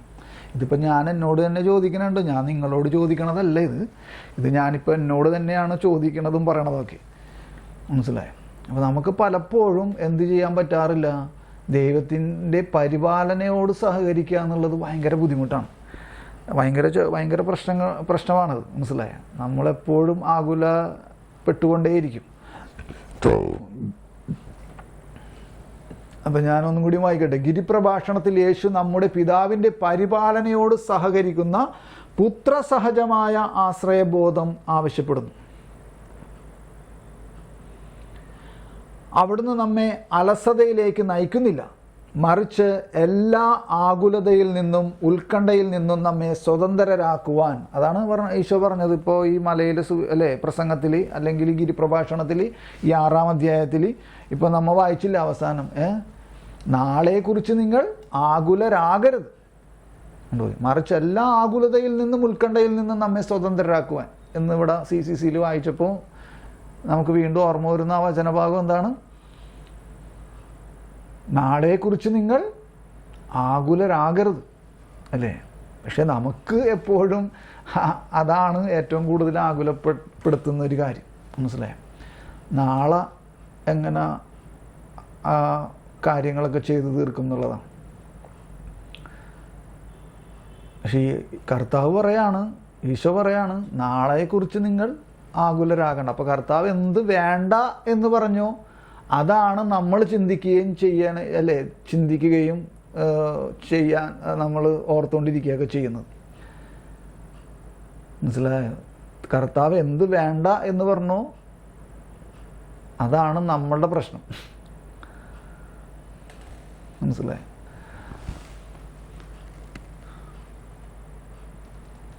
അപ്പോൾ മറിച്ച് എല്ലാ ആകുലതയിൽ നിന്നും ഉത്കണ്ഠയിൽ നിന്നും നമ്മെ സ്വതന്ത്രരാക്കുവാൻ അവിടുന്ന് അഭിലഷിക്കുന്നു, ആഗ്രഹിക്കുന്നു. അത് കഴിഞ്ഞിട്ട് പിന്നെ എഴുതിയിരിക്കുകയാണ്, അതാണ് ദൈവമക്കളുടെ പുത്രസഹജമായ സമർപ്പണം. അതാണ് ദൈവമക്കളുടെ പുത്രസഹജമായ സമർപ്പണം. കണ്ടോ, അവസാനം വന്നേക്കണ വാക്ക് ശ്രദ്ധിച്ചോ നിങ്ങൾ? അതാണ് ദൈവമക്കളുടെ പുത്രസഹജമായ സമർപ്പണം. ആ സമർപ്പണമാണ് എന്ത്? ദൈവപരിപാലനയോടുള്ള സഹകരണം. മനസ്സിലായോ? അതാണ് ദൈവമക്കളുടെ പുത്രസഹജമായ സമർപ്പണമെന്ന്. ആ പുത്രസഹജമായ സമർപ്പണമാണ് എന്ത്? ദൈവപരിപാലനയോടുള്ള നമ്മൾ പൊക്കത്ത് വായിച്ച സഹകരണം. മനസ്സിലായോ? അപ്പം എന്നിട്ട് അടിയിലേക്ക്, അപ്പം ഞാനൊന്നും കൂടി ആ ഖണ്ഡിക ഒന്നും കൂടി വായിക്കട്ടെ. ഞങ്ങളുടെ ആഹാരം. അപ്പം ഇപ്പം നമ്മൾ വായിക്കുന്ന ആ ഖണ്ഡിക എന്ന് വെച്ചാൽ രണ്ട് വശങ്ങളെക്കുറിച്ചാണ് പറയണത്. ഒരു മനുഷ്യൻ്റെ രണ്ട് വശങ്ങളാണ്. എന്തൊക്കെയാണ് രണ്ട് വശങ്ങൾ? ഒന്ന് ശാരീരികവും അല്ലെങ്കിൽ ഭൗതികവും ആത്മീയവും. അപ്പോൾ ഭൗതികമായിട്ട് വേണ്ട കാര്യങ്ങളും ആത്മീയമായിട്ട് വേണ്ട കാര്യങ്ങളും, ഈ രണ്ട് കാര്യങ്ങളും ഒരാൾ തന്നെയാണ് തരുന്നത്. ആരാ തരുന്നത്? നമ്മളെ സൃഷ്ടിച്ച പിതാവ് തന്നെയാണ് തരുന്നത്. കർത്താവ് തന്നെയാണ് തരുന്നത്. അപ്പം ഞങ്ങളുടെ ആഹാരം നമുക്ക് ജീവൻ നൽകുന്ന പിതാവിന് നമ്മുടെ ജീവൻ ആവശ്യമായ പോഷണവും നൽകാതിരിക്കാൻ സാധ്യമല്ല. അപ്പം ഇത് വായിക്കുമ്പോൾ നമ്മളുടെ കാരണവന്മാർ പറയുന്നൊരു പഴഞ്ചൊല്ലുണ്ട്. പഴഞ്ചൊല്ല് ഇതായിട്ട് കമ്പയർ ചെയ്യേണ്ട ആവശ്യമില്ല, അങ്ങനെ കമ്പയർ ചെയ്യുകയും വേണ്ട. പക്ഷെ എന്നിരുന്നാൽ അത് മനസ്സിലിങ്ങനെ വന്നത് അങ്ങനെ പറയാം. മനസ്സിലായി? എന്താണ് നമുക്ക് ജീവൻ നൽകുന്ന പിതാവിന് നമ്മുടെ ജീവൻ ആവശ്യമായ പോഷണവും നൽകാതിരിക്കാൻ സാധ്യമല്ല, നൽകാതിരിക്കാൻ പറ്റില്ല. മനസ്സിലായ? അപ്പം നമ്മൾ ഒരു പഴഞ്ചൊല്ല് പറയാറുണ്ട്. എന്താണ് ആ പഴഞ്ചൊല്ലെന്ന് നിങ്ങൾക്ക് ഓർമ്മയുണ്ടോ? അത് പറയാമോ ആ പഴഞ്ചൊല്ലി? ആ പഴഞ്ചൊല്ലും ഇതുമായിട്ട് കമ്പയർ ഒന്നും ചെയ്യണ്ട. എന്നിരുന്നാലും അത് ഒരു ഇതായിട്ട് ഇണങ്ങി അല്ലേ, ഒരു മനസ്സിലത് ഇങ്ങനെ അത് തന്നെ. അതെ, എന്താണ് വായ കീറിയ ദൈവം അല്ലേ ഇരയും തരും എന്ന് നമ്മളിങ്ങനെ പറയാറുണ്ട്. അത് നമ്മൾ എന്തർത്ഥത്തിലേക്കാണ് പറയണേന്നുള്ളതാണ് മറ്റൊരു വശം. മനസ്സിലായോ? നമ്മത് വേണ്ടതിനും വേണ്ടാത്തടത്തും ഒക്കെ ചിലപ്പോൾ ഡയലോഗ് ഇടുക പതിവാണ്. കണ്ടോ, നമുക്ക് ജീവൻ നൽകുന്ന പിതാവിന് നമ്മുടെ ജീവൻ ആവശ്യമായ പോഷണം. അപ്പം നമുക്ക് നമ്മുടെ ഭൗതികമായി നമുക്ക് ജീവൻ നൽകിയ, ആധ്യാത്മികമായിട്ട് നമുക്ക് ജീവൻ നൽകിയ പിതാവ് ഈ രണ്ട് കാര്യങ്ങളിലേക്കുള്ള ആഹാരം, പോഷകാഹാരം നൽകാൻ റെസ്പോൺസിബിലിറ്റി ഉള്ള ആളാണ്. അത് കർത്താവ് അതേ ഉത്തരവാദിത്വത്തോടു കൂടി തന്നെ ചെയ്യുന്നുണ്ട്. നമുക്കത് അല്ലേ ആധ്യാത്മിക ഭക്ഷണം നമ്മൾ ഒരുപക്ഷെ പിതാവ് നമുക്ക് തരുന്നത് പോലെ തന്നെ നമ്മൾ സ്വീകരിക്കുന്നുണ്ടോ എന്നൊക്കെ ചോദിച്ചാൽ അതില്ല. അത് ഇല്ലയെന്നേ പറയാനേ നിർവാഹമുള്ളൂ. അപ്പോൾ ഞങ്ങളുടെ ആഹാരം നമുക്ക് ജീവൻ നൽകുന്ന പിതാവിന് നമ്മുടെ ജീവൻ ആവശ്യമായ പോഷണവും നൽകാതിരിക്കാൻ സാധ്യമല്ല. ഭൗമികവും ആധ്യാത്മികവുമായ എല്ലാ സമുചിത നന്മകളുമാകുന്ന പോഷണം. ഗിരിപ്രഭാഷണത്തിൽ യേശു നമ്മുടെ പിതാവിൻ്റെ പരിപാലനയോട് സഹകരിക്കുന്ന ഉണ്ടോ? അത് വളരെ പ്രധാനപ്പെട്ട ഒരു സെൻറ്റൻസാണ് കേട്ടോ. ഗിരിപ്രഭാഷണത്തിൽ യേശു നമ്മുടെ പിതാവിൻ്റെ പരിപാലനയോട് സഹകരിക്കുന്ന, കണ്ടോ, ദൈവത്തിൻ്റെ പരിപാലനയോട് സഹകരിക്കുന്ന, അതൊരു പ്രത്യേക ഒരു വാക്കാണ്. പിതാവിൻ്റെ പരിപാലനയോട് സഹകരിക്കുന്ന പുത്രസഹജമായ ആശ്രയബോധം ആവശ്യപ്പെടുന്നു. അവിടുന്ന് നമ്മെ അലസതയിലേക്ക് നയിക്കുന്നില്ല, മറിച്ച് എല്ലാ ആകുലതയിൽ നിന്നും ഉത്കണ്ഠയിൽ നിന്നും നമ്മെ സ്വതന്ത്രരാക്കുവാൻ അവിടുന്ന് അഭിലഷിക്കുന്നു. അതാണ് ദൈവമക്കളുടെ പുത്രസഹജമായ സമർപ്പണം. അപ്പോൾ ആ അവസാനം എഴുതിയേക്കണതും നമ്മൾ ഇതിനു മുമ്പ് തൊട്ട് മുമ്പ് വായിച്ച ആ വാക്ക്, ഏത് വാക്കാണത്? പരിപാലനയോട് സഹകരിക്കുന്ന, പിതാവിൻ്റെ പരിപാലനയോട് സഹകരിക്കുന്ന പുത്രസഹജമായ ആശ്രയബോധം. എന്നിട്ട് ഏറ്റടിയിൽ എഴുതിയിരിക്കുകയാണ്, അതാണ് ദൈവമക്കളുടെ പുത്രസഹജമായ സമർപ്പണമെന്ന്. മനസ്സിലായോ? ആ സമർപ്പണമാണ് ദൈവപരിപാലനയോടുള്ള, ദൈവത്തിൻ്റെ പരിപാലനയോടുള്ള സഹകരണം. ഈ സമർപ്പണമാണ്. എന്നിട്ട് പിന്നെ അടിയിൽ സെയിൻറ്റ് സിപ്രിയാൻ, വിശുദ്ധ സിപ്രിയാൻ എഴുതിയിരിക്കുന്ന ഒരു കോട്ട് അടിയിൽ എഴുതിയിരിക്കുകയാണ്. ദൈവത്തിൻ്റെ രാജ്യവും അവിടുത്തെ നീതിയും അന്വേഷിക്കുന്നവർക്ക് ബാക്കി എല്ലാം നൽകാമെന്ന് അവിടുന്ന് വാഗ്ദാനം ചെയ്തിരിക്കുന്നു. ഉണ്ടോ? യഥാർത്ഥത്തിൽ എല്ലാം ദൈവത്തിൻ്റേതാകയാൽ ദൈവത്തെ സ്വന്തമാക്കുന്നവന് അവൻ തന്നെ ദൈവസന്നിധിയിൽ കുറവുള്ളവനല്ലെങ്കിൽ മറ്റൊന്നിനും കുറവുണ്ടാവുകയില്ല. എന്ത് മനസ്സിലായി നമുക്ക്? ഒന്നും കൂടിയും ശ്രദ്ധിച്ചേ. ദൈവത്തിൻ്റെ രാജ്യവും ഉണ്ടോ? ദൈവത്തിൻ്റെ രാജ്യം എന്താണ്? ദൈവത്തിൻ്റെ രാജ്യം എന്ന് പറഞ്ഞാൽ എന്താണ് ദൈവത്തിൻ്റെ രാജ്യം? നമ്മൾ സ്വർഗസ്ഥനായ ഞങ്ങളുടെ പിതാവേ എന്ന പ്രാർത്ഥനയിൽ പ്രാർത്ഥിക്കുന്നുണ്ടല്ലോ, അങ്ങയുടെ രാജ്യം വരണമേ.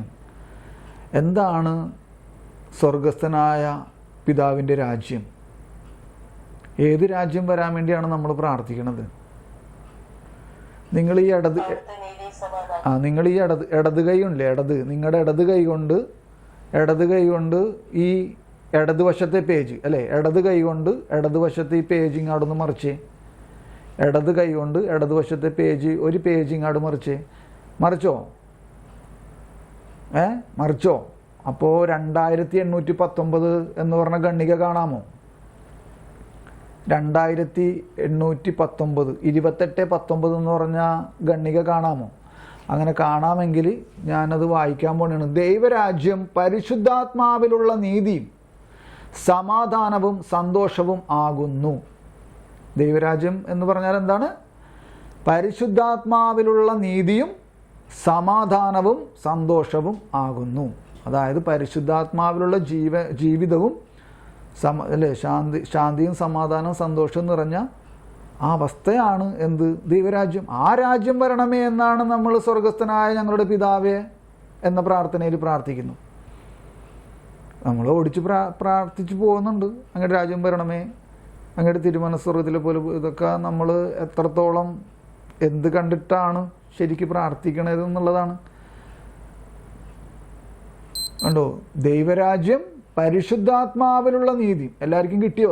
അത് 2819 8-10 അല്ലേ, 2819. ആ ഒറ്റ പേജ് ഇടത് കൈ കൊണ്ട് ഇടതുവശത്തെ ഒറ്റ പേജ് മറിച്ചാൽ മതി. മനസ്സിലായോ? അപ്പോൾ അത് കാണാൻ പറ്റും. പിന്നെ പുതിയ എഡിഷൻ ആണെങ്കിൽ അങ്ങാടി ഇങ്ങാടൊക്കെ ഇത് മാറ്റും. ആ പേജിൽ തന്നെ ആയിരിക്കും എന്തായാലും, അല്ലേ? ആ പേജിൽ തന്നെ അല്ലേ എല്ലാവർക്കും? ഉണ്ടോ? എന്താണ്? ദൈവരാജ്യം പരിശുദ്ധാത്മാവിലുള്ള നീതിയും സമാധാനവും സന്തോഷവും ആകുന്നു. നാം ജീവിക്കുന്ന അന്തിമകാലം ആത്മാവിൻ്റെ വർഷിക്കലിൻ്റെ കാലമാണ്. അന്നു മുതൽ ആത്മാവും ശരീരവും തമ്മിലുള്ള പോരാട്ടം നിർണായകമാണ്. അപ്പോൾ ഇത് അങ്ങയുടെ രാജ്യം വരണമേ എന്നുള്ള ആ പ്രാർത്ഥന ഭാഗത്തുള്ള ഇതൊക്കെയാണ് സ്വർഗസ്ഥനായ ഞങ്ങളുടെ പിതാവ് ആ ഭാഗത്തിലുള്ള പ്രാർത്ഥന. അതുമായിട്ട് ബന്ധപ്പെട്ട് അവിടെ പറഞ്ഞിരിക്കുകയാണ്. നമുക്ക് അതിൻ്റെ അടിയിലും കൂടി ഒന്ന് വായിക്കാം. ഇതിപ്പോൾ യാദൃച്ഛികമായിട്ട് പെട്ടെന്ന് ഇങ്ങനെ എടുത്ത് വായിച്ചതാണ്. 2819 അതിൻ്റെ അടിയിൽ എഴുതിയേക്കുന്നുണ്ടോ? ശുദ്ധിയുള്ള ഒരാത്മാവിന് മാത്രമേ പ്രത്യാശപൂർവം അങ്ങയുടെ രാജ്യം വരണമേ എന്ന് പറയാൻ കഴിയൂ. കണ്ടോ? ശുദ്ധിയുള്ള ഒരാത്മാവിന് മാത്രമേ പ്രത്യാശപൂർവം അങ്ങയുടെ രാജ്യം വരണമേ എന്ന് പറയാൻ കഴിയൂ. അതിനാൽ പാപം നിങ്ങളുടെ മർത്യ ശരീരങ്ങളിൽ ഭരിക്കാതിരിക്കട്ടെ. മനസ്സിലായല്ലോ? അതിൽ വലിയ വ്യാഖ്യാനമൊന്നും വേണ്ടല്ലോ. അതിനാൽ പാപം നിങ്ങളുടെ മർത്യ ശരീരങ്ങളിൽ ഭരിക്കാതിരിക്കട്ടെ എന്ന പൗലോസിൻ്റെ വാക്കുകൾ കേൾക്കുകയും പ്രവൃത്തിയിലും ചിന്തയിലും വാക്കിലും തന്നെ ശുദ്ധീകരിക്കുകയും ചെയ്തവർ ചെയ്തവൻ മാത്രമേ അങ്ങയുടെ രാജ്യം വരണമേ എന്ന് ദൈവത്തോട് പ്രാർത്ഥിക്കുകയുള്ളൂ. അല്ലാത്തൊരാൾക്ക് പ്രാർത്ഥിക്കാൻ പറ്റില്ലെന്നാണ് സഭയുടെ പ്രബോധനം പഠിപ്പിക്കുന്നത്. ഇപ്പോൾ അതായത് വിശുദ്ധിയിൽ ആയിരിക്കുന്നതും വിശുദ്ധിയിലായിരിക്കാൻ ആഗ്രഹിക്കുന്ന ആൾക്കും മാത്രമേ, ഇവിടെ പറയണത് വിശുദ്ധിയുള്ള ആൾക്ക് മാത്രമേ അല്ലേ, ശുദ്ധിയുള്ള ഒരു ആത്മാവിന് മാത്രമേ എന്നാണ് പ്രത്യാശപൂർവ്വം അങ്ങയുടെ രാജ്യം വരണമേ എന്ന് പറയാൻ കഴിയും. അല്ലാത്തൊരാൾക്ക് പറയാൻ കഴിയില്ല, അല്ലെങ്കിൽ പ്രാർത്ഥിക്കാൻ കഴിയില്ലെന്നാണ് പ്രബോധനം നമ്മളെ പഠിപ്പിക്കുന്നത്. അപ്പം അത് അങ്ങയുടെ രാജ്യം എന്ന് പറഞ്ഞപ്പോഴേ ഇതൊന്ന് വായിച്ചതാണ്. എന്താണ് അങ്ങയുടെ രാജ്യം? പരിശുദ്ധാത്മാവിലുള്ള നീതിയും സമാധാനവും സന്തോഷവും, അങ്ങനൊരു ജീവിതമുണ്ട്. അപ്പം ആ ജീവിതത്തെയാണ് എന്തെന്ന് പറയണത് പരിശുദ്ധാത്മാവിലുള്ള ദൈവത്തിൻ്റെ രാജ്യം എന്ന് പറയുന്നത്. ആ രാജ്യം വരണമേ എന്നാണ് നമ്മൾ എല്ലാ ദിവസവും പ്രാർത്ഥിക്കുന്നത്, സ്വർഗസ്ഥനായ ഞങ്ങളുടെ പിതാവേ എന്ന പ്രാർത്ഥനയിലൂടെ. അപ്പോൾ ദൈവത്തിൻ്റെ രാജ്യം, ഇനി അവിടുത്തെ നീതിയും. എന്താണ് അവിടുത്തെ നീതി? ദൈവത്തിൻ്റെ നീതി എന്ന് പറഞ്ഞാൽ വളരെ സിമ്പിളായിട്ട് ഒറ്റ വാക്കിൽ പറയാൻ പറ്റുന്ന ഒരു കാര്യം എന്താ? കുറ്റം ചെയ്തവനെ, അല്ലെങ്കിൽ ഈശോ പറഞ്ഞു പാപികളെ വിളിക്കാനല്ല, നീതിമാന്മാരെ വിളിക്കാനല്ല. എന്താണ് പറഞ്ഞത്? നീതിമാന്മാരെ വിളിക്കാനല്ല, പാപികളെ വിളിക്കാനാണ് ഞാൻ വന്നത്. മനസ്സിലായോ? നീതിമാന്മാരെ വിളിക്കാനല്ല, പാപികളെ വിളിക്കാനാണ് ഞാൻ വന്നത്. അപ്പോൾ ഇതാണ് കർത്താവിൻ്റെ നീതി. തെറ്റ് ചെയ്ത ആളെ അതിൽ നിന്ന് മോചിപ്പിക്കുക, രക്ഷിക്കുക. ആ ശിക്ഷ ആൾക്ക്, തെറ്റ് ചെയ്ത ആൾക്ക് നൽകാതെ, കൊടുക്കാതെ എന്ത് ചെയ്യും? ദൈവം അത് ഏറ്റെടുത്തുകൊണ്ട്, തൻ്റെ ഏകജാതനെ കൊണ്ട് അത് ഏറ്റെടുപ്പിച്ചുകൊണ്ട് ദൈവം എന്ത് ചെയ്തു? ആ പാപിയെ രക്ഷിക്കുന്നു. അതാണ് കുറ്റം ചെയ്തവരെ രക്ഷിക്കുക. ഇനി ലോകനീതി എന്ന് പറഞ്ഞാൽ എന്താണ്? കുറ്റം ചെയ്തവരെ ശിക്ഷിക്കുക. മനസ്സിലായോ? അതാണ് നമ്മൾ ഭൂമിയിൽ കാണുന്ന നീതി. നമ്മളെ ഉപദ്രവിച്ച ആളെ തിരിച്ച് ഉപദ്രവിച്ച്, അല്ലെങ്കിൽ തിരിച്ച് നിയമപ്രകാരം ശിക്ഷിച്ച്, അങ്ങനെ അതിൻ്റെ നിയമത്തിൻ്റെ നിയമത്തിൽ അടങ്ങിയിരിക്കുന്ന ആ ശിക്ഷാവിധിയിൽ അവനെ കൊണ്ടു ചെന്ന് നിർത്തുമ്പോഴാണ് നമുക്ക് നീതി എന്നുള്ളത് നമ്മൾ മനസ്സിലാക്കുന്നത്. അല്ലെങ്കിൽ നമ്മൾ അങ്ങനെയാണ് നമ്മളതിനെ കണ്ടിരിക്കുന്നത്. പക്ഷെ ദൈവത്തിൻ്റെ നീതി അങ്ങനെയല്ല. ദൈവത്തിൻ്റെ നീതി എന്താണെന്ന് വെച്ച് കഴിഞ്ഞാൽ, നമ്മളെ കുറ്റം ചെയ്ത നമ്മളെ, ആ കുറ്റം നമ്മുടെ മേൽ ആരോപിക്കാതെ, അതിന് ശിക്ഷ നമുക്ക് നൽകാതെ നമ്മളെ രക്ഷിക്കും. പക്ഷെ ആ കുറ്റവും ആ ശിക്ഷയും എല്ലാം ആരെ ഏറ്റെടുക്കും? യേശു ഏറ്റെടുത്തു. മനസ്സിലായോ? അങ്ങനെയാണ് ദൈവത്തിൻ്റെ നീതി നടപ്പിലാക്കണേ. മനസ്സിലായോ? അപ്പോൾ ഇതൊക്കെ ദൈവത്തിൻ്റെ നീതി എന്നൊക്കെ പറയുമ്പോൾ എൻ്റെ സാക്ഷ്യം ഇങ്ങനെ മനസ്സിലിങ്ങനെ ഓടി വരികയാണ്. മനസ്സിലായോ? ഞാനിത് വീണ്ടും എടുത്ത് പറയാനായിട്ട് അങ്ങനെ തുനിയുന്നില്ല. ദൈവത്തിൻ്റെ നീതി എന്നൊക്കെ പറയുമ്പോഴേ എൻ്റെ ജീവിതത്തിൽ ഉണ്ടായിട്ടുള്ള കുറച്ച് കാര്യങ്ങളൊക്കെ ഇങ്ങനെ മനസ്സിൽ ഓടി വരികയാണ്. അപ്പോൾ ദൈവത്തിൻ്റെ രാജ്യവും അവിടുത്തെ നീതിയും അന്വേഷിക്കുന്നവർക്ക് ബാക്കി എല്ലാം നൽകാമെന്ന് അവിടുന്ന് വാഗ്ദാനം ചെയ്തിരിക്കുന്നു. യഥാർത്ഥത്തിൽ എല്ലാം ദൈവത്തിൻ്റെതാകയാൽ ദൈവത്തെ സ്വന്തമാക്കുന്നവന് അവൻ തന്നെ ദൈവസന്നിധിയിൽ കുറവുള്ളവനല്ലെങ്കിൽ മറ്റൊന്നും കുറവുണ്ടാവുകയില്ല. കണ്ടോ? യഥാർത്ഥത്തിൽ എല്ലാം ദൈവത്തിൻ്റെതാകയാൽ. ഒരിക്കൽ ഒരു രാജകൊട്ടാരത്തിലെ രാജാവ് പറഞ്ഞു, അവിടെ ഇരുന്നേച്ച ആൾക്കാരോട് പറഞ്ഞു, നിങ്ങൾ ഇവിടെയുള്ള എന്തിൽ നിങ്ങൾ തൊടുന്നോ അതെല്ലാം നിങ്ങൾക്ക് സ്വന്തമായിരിക്കും എന്ന് പറഞ്ഞു. ഇവിടെ ഇരിക്കുന്ന എന്ത് നിങ്ങൾ തൊടുന്നുവോ അതെല്ലാം നിങ്ങൾക്ക് സ്വന്തമായിരിക്കും. അപ്പോൾ അതിൻ്റെ പശ്ചാത്തലം അതിലൊരു കഥയൊക്കെ ഉണ്ട്, ഒരു കഥയുണ്ടെന്നാണ് പറയണം. പക്ഷെ അതെനിക്ക് കഥയൊന്നും എനിക്ക് ഓർമ്മയില്ല. അങ്ങനെ ഒരു പശ്ചാത്തലം ഉണ്ടെന്ന് പറയണം, ഒരു കഥയൊക്കെ ഉണ്ടെന്ന് പറയണം. അപ്പോൾ എല്ലാവരും അവിടെ ഇരിക്കുന്ന അല്ലേ രാജാവിൻ്റെ സിംഹാസനം അങ്ങനെ ഇങ്ങനെ ഓരോ കാര്യങ്ങളൊക്കെ ഇങ്ങനെ പോയി അല്ലേ സ്പർശിക്കാൻ തുടങ്ങി. പക്ഷെ ഒരാൾ മാത്രം എന്ത് ചെയ്തു? ഒരാൾ മാത്രം നേരെ പോയിട്ട് രാജാവിനെ അങ്ങാട് തൊട്ടു. മനസ്സിലായോ? രാജാവിനെ അങ്ങാട് തൊട്ടു. മനസ്സിലായോ? ഇവിടെ എഴുതിയിരിക്കുന്നുണ്ടോ? യഥാർത്ഥത്തിൽ എല്ലാം ദൈവത്തിൻ്റെതാകെയാണ്. അപ്പോൾ ഈ രാജാവിനെ തൊട്ടു എന്ന് പറയുന്നത് രാജാവിൻ്റേതല്ലേ അതെല്ലാം? മനസ്സിലായോ? ആ കൊട്ടാരവും ആ രാജ്യവും അവിടെയുള്ള സകല വസ്തുക്കളും രാജാവിൻ്റേതല്ലേ? മനസ്സിലായോ? അപ്പോൾ യഥാർത്ഥത്തിൽ എല്ലാം ദൈവത്തിൻ്റേതാകയാൽ ദൈവത്തെ സ്വന്തമാക്കുന്നവൻ, മനസ്സിലായോ? കണ്ടോ? യഥാർത്ഥത്തിൽ എല്ലാം ദൈവത്തിൻ്റേതാകയാൽ, അപ്പം ദൈവത്തെ സ്വന്തമാക്കുന്നവന് അവൻ തന്നെ ദൈവസന്നിധിയിൽ കുറവുള്ളവനല്ലെങ്കിൽ, ശ്രദ്ധിക്കണം കേട്ടോ, എന്താണ് പറഞ്ഞത്? യഥാർത്ഥത്തിൽ എല്ലാം ദൈവത്തിൻ്റേതാകയാൽ ദൈവത്തെ സ്വന്തമാക്കിയവന് അവൻ തന്നെ ദൈവസന്നിധിയിൽ കുറവുള്ളവനല്ലെങ്കിൽ. എന്താണ് കുറവുള്ളവൻ എന്ന് പറഞ്ഞതിൻ്റെ അർത്ഥം എന്താ? കുറവുള്ളവൻ അല്ലെങ്കിൽ, നിങ്ങൾ ലത്തീനാരാധനക്രമത്തിലെ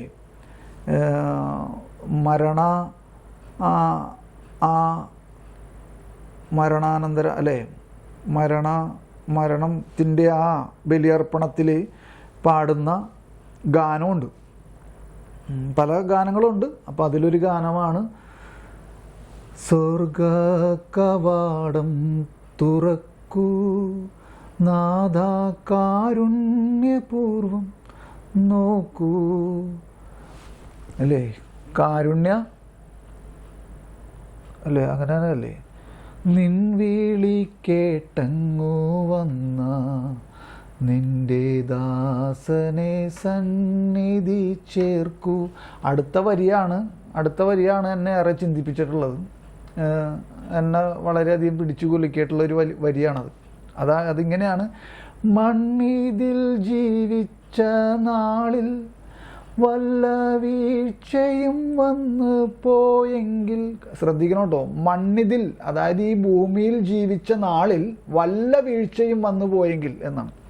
അപ്പം ഞാനിങ്ങനെ പറയും. അപ്പോൾ ആ പാട്ടിങ്ങനെ പാടുമ്പോഴേ ഞാനിങ്ങനെ പറയും, ഞാൻ ഇങ്ങനെ പ്രത്യുത്തരിക്കും കർത്താവിനോട്, വല്ല വീഴ്ചയുമല്ല, വീഴ്ചകൾ മാത്രമേ ഉള്ളൂ. മനസ്സിലായോ? ഞാനിങ്ങനെ പറയും. എന്തെന്ന് പറയും? മണ്ണിതിൽ ജീവിച്ച നാളിൽ വല്ല വീഴ്ചയും വന്നു പോയെങ്കിൽ സർവം പൊറുക്കേണേ നാഥാ നിന്റെ കാരുണ്യം അളവറ്റതല്ലോ. അപ്പോൾ ഈ വരികളൊക്കെ എന്നെ ഒരുപാട് സ്പർശിച്ചിട്ടുള്ളതാണ്. ഈ മരണത്തിനോട് ബന്ധപ്പെട്ട് ബലിയർപ്പിക്കുമ്പോൾ ആ ബലിയർപ്പണത്തിലൊക്കെ പങ്കുചേർന്നതിലൂടെയാണ് ഞാനൊക്കെ ചിന്തിക്കാൻ തുടങ്ങി. അപ്പോൾ മണ്ണിതിൽ ജീവിച്ച നാളിൽ വല്ല വീഴ്ചയും മാത്രമേ ഉള്ളൂ. നമുക്ക് അങ്ങനെ പറയാൻ പറ്റുമോ? വല്ല വീഴ്ച, കുറച്ച് വീഴ്ചയൊക്കെ ഉള്ളട്ടോ എന്ന് പറയാൻ പറ്റുമോ? മുഴുവനും വീഴ്ച മാത്രമേ ഉള്ളൂ എന്ന് ഞാൻ പറയും എൻ്റെ കാര്യം. മനസ്സിലായോ? മണ്ണിതിൽ ജീവിച്ച നാളിലെ വല്ല വീഴ്ചയും എന്ന് നമുക്ക് പറയാൻ പറ്റുമോ? നമുക്ക് എന്ത് പറയാൻ പറ്റും? മുഴുവനും വീഴ്ച മാത്രമേ ഉള്ളൂ. മനസ്സിലായോ?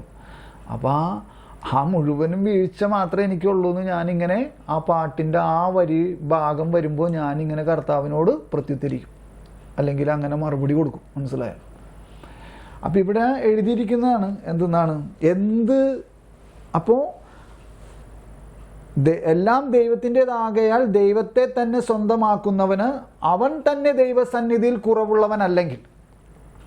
അപ്പം അപ്പം ഞാനീ പറഞ്ഞ ആ അർത്ഥത്തിൽ നോക്കുമ്പോൾ അവൻ എന്തർത്ഥത്തിലാണ് കുറവ്?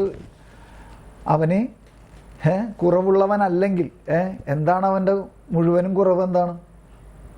അല്ലേ? പാപാവസ്ഥയിലല്ലേ നമ്മൾ മുഴുവനും. മനസ്സിലായോ? അപ്പോൾ ആ കുറവുള്ളവനല്ലെങ്കിൽ, അപ്പം നമ്മൾ അതിന് മുമ്പൊരു വാക്ക് എഴുതിയിരിക്കുകയാണ് ദൈവസന്നിധിയിൽ എന്നും കൂടി എഴുതിയിട്ടുണ്ട്, ദൈവസന്നിധിയിൽ എന്നും കൂടി എഴുതിയിട്ടുണ്ട്. അപ്പം ആ ദൈവസന്നിധിയിലാണ് നമ്മൾ, പക്ഷേ നമ്മൾ ദൈവസന്നിധിയിലാണ്. അവൻ തന്നെ ദൈവസന്നിധിയിൽ കുറവുള്ളവനല്ലെങ്കിൽ എന്ന് പറഞ്ഞാൽ, ഞാനപ്പോൾ ഇങ്ങനെ ഒരു ഇതിലൂടെ മനസ്സിലാക്കാൻ ശ്രമിച്ചിട്ടുണ്ട്. അത് മനസ്സിലാക്കാൻ ശ്രമിച്ചതിൻ്റെ ഒന്നുമല്ല, അതൊക്കെ ഓരോ സമയത്ത് കർത്താവ് ഇങ്ങനെ സംസാരിച്ചിട്ടുള്ള ഓരോ കാര്യങ്ങളാണ്. ഓരോ ചില കാര്യങ്ങളുമായിട്ട് ബന്ധപ്പെട്ട് ഇങ്ങനെ സംഭാഷണം ഉണ്ടായിട്ടുള്ളതാണ്. പള്ളിയിൽ ദൈവാലയത്തിൽ ഇരിക്കണ സമയത്തും അല്ലാത്തപ്പോഴൊക്കെ. അപ്പോൾ ഒരു ദിവസം ഇങ്ങനൊരു ഇതാണ്, ഒരു കാര്യവുമായിട്ട് ബന്ധപ്പെട്ട് ഇങ്ങനൊരു ചോദ്യമാണ് അല്ലേ. നമ്മൾ പല ആൾക്കാരെ നമ്മളുടെ ദൈവാലയങ്ങളിൽ കാണും. ചിലപ്പോൾ കപ്പ്യാരാവാം, ചിലപ്പോൾ പല അല്ലേ ആ മുതിർന്ന ആത്മീയ തലങ്ങളിലൊക്കെ നിൽക്കുന്ന ആൾക്കാർ. അപ്പോൾ അവർ പള്ളി അല്ലേ, ചില ആൾക്കാർ എന്താണ് ഇടവക വികാരിയായിട്ട് നല്ല ബന്ധമായിരിക്കും, ഇടവക വികാരി അച്ഛനായിട്ട് നല്ല ബന്ധമായിരിക്കും. ചിലപ്പോൾ കേന്ദ്ര കമ്മിറ്റിയായിട്ട് നല്ല ബന്ധമായിരിക്കും, അല്ലെങ്കിൽ അതിൻ്റെ തന്നെ മെയിൻ അല്ലേ, കേന്ദ്രത്തിൻ്റെ തന്നെ മെയിൻ അല്ലേ പ്രസിഡൻറ്റ്, സെക്രട്ടറി, ഇതൊക്കെ ആയിരിക്കും. ചിലപ്പോൾ അതിൻ്റെ അല്ലേ ഇടവക അല്ലേ കൈക്കാരനായിരിക്കാം. അപ്പം ഇങ്ങനെയുള്ള ഉന്നത സ്ഥാനം വഹിക്കുന്നവരാണ് പല ആൾക്കാരും നമ്മൾ കണ്ടിട്ടുണ്ട്. നമ്മുടെ ഇടവകളിലും മറ്റു പല ഇടവകളിലും ഒക്കെ ആയിട്ട്, നമ്മുടെ സുഹൃത്തുക്കളായവരും അല്ലാത്തവരുമൊക്കെ ആയിട്ട്.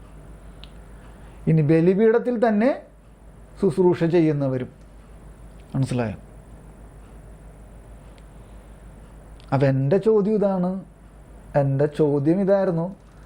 ഞാൻ ഒരാളോട് ചോദിച്ചതാണപ്പോൾ ചോദ്യം അത് എന്നോട് തന്നെ, എനിക്ക് തന്നെ കർത്താവ് എന്നോട് ചോദിച്ചൊരു ചോദ്യം.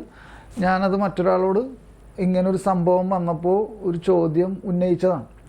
ആ ചോദ്യം ഇങ്ങനെയായിരുന്നു, അദ്ദേഹത്തിന് അല്ലെങ്കിൽ ഈ പറഞ്ഞ വ്യക്തികൾക്ക് അല്ലേ ഇടവകയായിട്ട് ബന്ധമുണ്ട്, ഇടവക വികാരിയായിട്ട് ബന്ധമുണ്ട്, ഇടവക കമ്മിറ്റിയായിട്ട് ബന്ധമുണ്ട്, ഇടവക പ്രാർത്ഥനാ കൂട്ടായ്മയായിട്ട് ബന്ധമുണ്ട് അല്ലേ, ഇതുമായിട്ട് ബന്ധപ്പെട്ട എല്ലാ ആധ്യാത്മിക കാര്യങ്ങളുമായിട്ട് ബന്ധമുണ്ട്.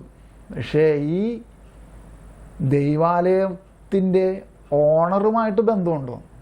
ദൈവാലയത്തിൻ്റെ ഉടമസ്ഥനുമായിട്ട് എത്രത്തോളം ബന്ധമുണ്ട്?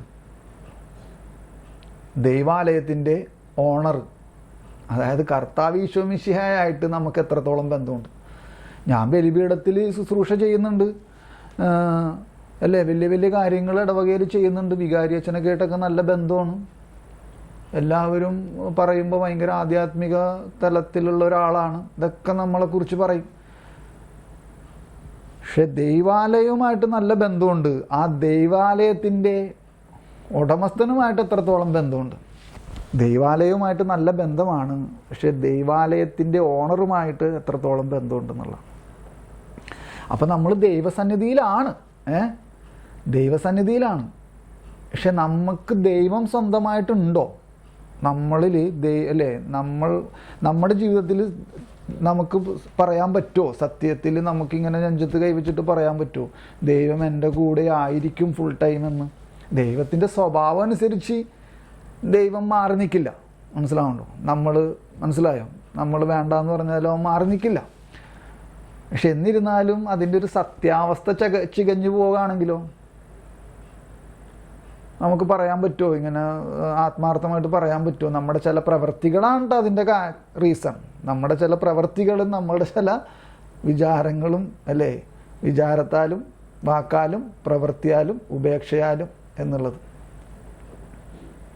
അപ്പം അങ്ങനത്തെ ഒരു അവസ്ഥ നമ്മളിൽ നിലനിൽക്കുമ്പോൾ നമുക്ക് എത്രത്തോളം പറയാൻ പറ്റും ഫുൾ ടൈം നമ്മുടെ കൂടെ ദൈവം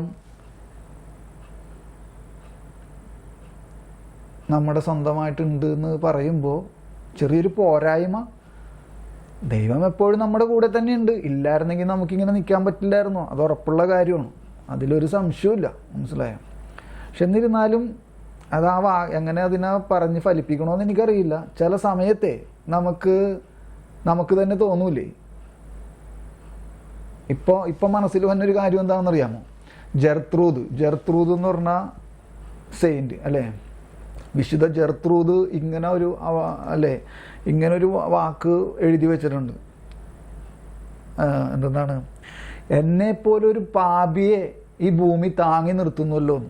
എന്നെപ്പോലൊരു പാപിയെ ഈ ഭൂമി താങ്ങി നിർത്തുന്നല്ലോ. അതാണ് ഏറ്റവും വലിയ അത്ഭുതം. എക്സാക്റ്റ് വേർഡ് എനിക്ക് ഓർമ്മ കിട്ടുന്നില്ല, എന്നാലും ഞാനൊരു ആശയം ഓർമ്മയിൽ നിന്ന് എടുത്തിട്ട് പറയാണ്. ജെർത്രൂദ് എഴുതി വെച്ചിരിക്കുന്ന ഒരു വാക്കാണ്. എന്താണ്? എന്നെപ്പോലൊരു പാപിയെ അതായത് ഇങ്ങനെയാണ് പറയണത്. ആദ്യം എനിക്ക് ഏറ്റവും വലിയ അതായത് എന്താ പറയണേ, എൻ്റെ ഏറ്റവും വലിയ ആ വാക്ക് എനിക്ക് കിട്ടണില്ല. ഇപ്പം ഇവിടെ ഉണ്ട്, പുസ്തകമുണ്ട്. ഇപ്പം ഞാനത് നോക്കുന്നില്ല. അനുദിന വിശുദ്ധരിൽ ഒക്കെ ഉണ്ട്. അപ്പോൾ നിങ്ങളത് നോക്കിയെടുത്താൽ മതി.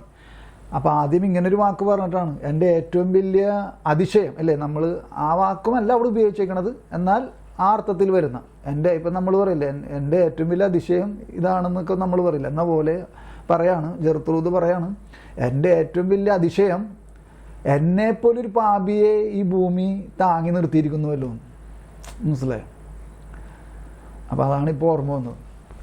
അപ്പോൾ യഥാർത്ഥത്തിൽ എല്ലാം ദൈവത്തിൻ്റെതാകയാൽ ദൈവത്തെ സ്വന്തമാക്കുന്നവന് അവൻ തന്നെ ദൈവസന്നിധിയിൽ കുറവുള്ളവനല്ലെങ്കിൽ. എന്തിൽ കുറവുള്ളവനല്ലെങ്കിൽ എന്നാ പറയണേ ഇവിടെ?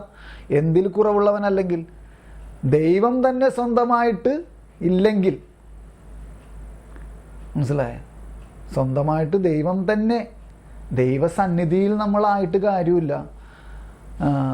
ദൈവവും നമ്മുടെ കൂടെ അല്ലേ. നമ്മൾ രാജകൊട്ടാരത്തിലാണ്, രാജാവിൻ്റെ മുമ്പിലൊക്കെയാണ് നമ്മൾ നിൽക്കണത്. നമ്മൾ എല്ലാം ജോലിയൊക്കെ ചെയ്യുന്നുണ്ട്. പക്ഷെ ആ രാജാവുമായിട്ട് നമുക്ക് ബന്ധമില്ലെങ്കിലോ? മനസ്സിലായോ? കൊട്ടാരത്തിലാണ് എൻ്റെ ജോലി. ഞാൻ രാജാവിൻ്റെ സിംഹാസനം വരെ എല്ലാം ഞാൻ ആണ് അതൊക്കെ കാര്യങ്ങളൊക്കെ ചെയ്യണതൊക്കെയാണ്. ആ രാജാവുമായിട്ട് എനിക്ക് ബന്ധമില്ല, അല്ലെങ്കിൽ രാജാവിനെ ഞാൻ അറിയില്ല. രാജാവായിട്ട് എനിക്ക് സംസാരിക്കാൻ പറ്റില്ല. അങ്ങനൊരു ബന്ധമില്ല. മനസ്സിലായ? അപ്പം അതാണ് ദൈവസന്നിധിയിലായതുകൊണ്ട് മാത്രം ആയോ? ദൈവസന്നിധിയിൽ മാത്രമായതുകൊണ്ടല്ല, ആ സന്നിധിയിലെ അതിൻ്റെ ഓണറുമായിട്ട് നമുക്കൊരു ബന്ധം ഉണ്ടാവണം. ഇപ്പം നമ്മളെല്ലാ ദിവസവും പള്ളിയിലൊക്കെ പോകുന്നുണ്ട്, ബലിയർപ്പണത്തിലെല്ലാം പങ്കുകൊള്ളണുണ്ട്, എല്ലാം ഭയങ്കര പ്രാർത്ഥനയും എല്ലാം പ്രബോധനങ്ങളൊക്കെ നമ്മളിങ്ങനെ ഒക്കെ ചെയ്യണുണ്ട്, ഇങ്ങനെ പഠിക്കാനും ഒക്കെ ശ്രമിക്കണുണ്ട്, എല്ലാം ചെയ്യണുണ്ട്. പക്ഷേ നല്ല കാര്യം അല്ലേ, ഏറ്റവും നല്ല കാര്യമാണ് അതൊക്കെ. അപ്പോൾ അതിൽ നിന്ന് പുറകോട്ട് പോകരുത്. പക്ഷേ നമ്മളപ്പോൾ ദൈവസന്നിധിയിലാണ്. പക്ഷെ ഒന്നും കൂടി നമ്മൾ ആഴത്തിലേക്ക് ഇറങ്ങുമ്പോൾ നമ്മളോട് ചോദിച്ചാൽ നമുക്ക് എങ്ങനെയായിരിക്കും ഇതിനൊക്കെ ഇപ്പം ഈ പറഞ്ഞ കാര്യങ്ങൾക്കൊക്കെ നമുക്ക് ഉത്തരം കൊടുക്കാൻ പറ്റുക എന്നുള്ളത് ഞാൻ ഒറ്റക്ക് ആലോചിക്കേണ്ടതുണ്ട്. മനസ്സിലായി?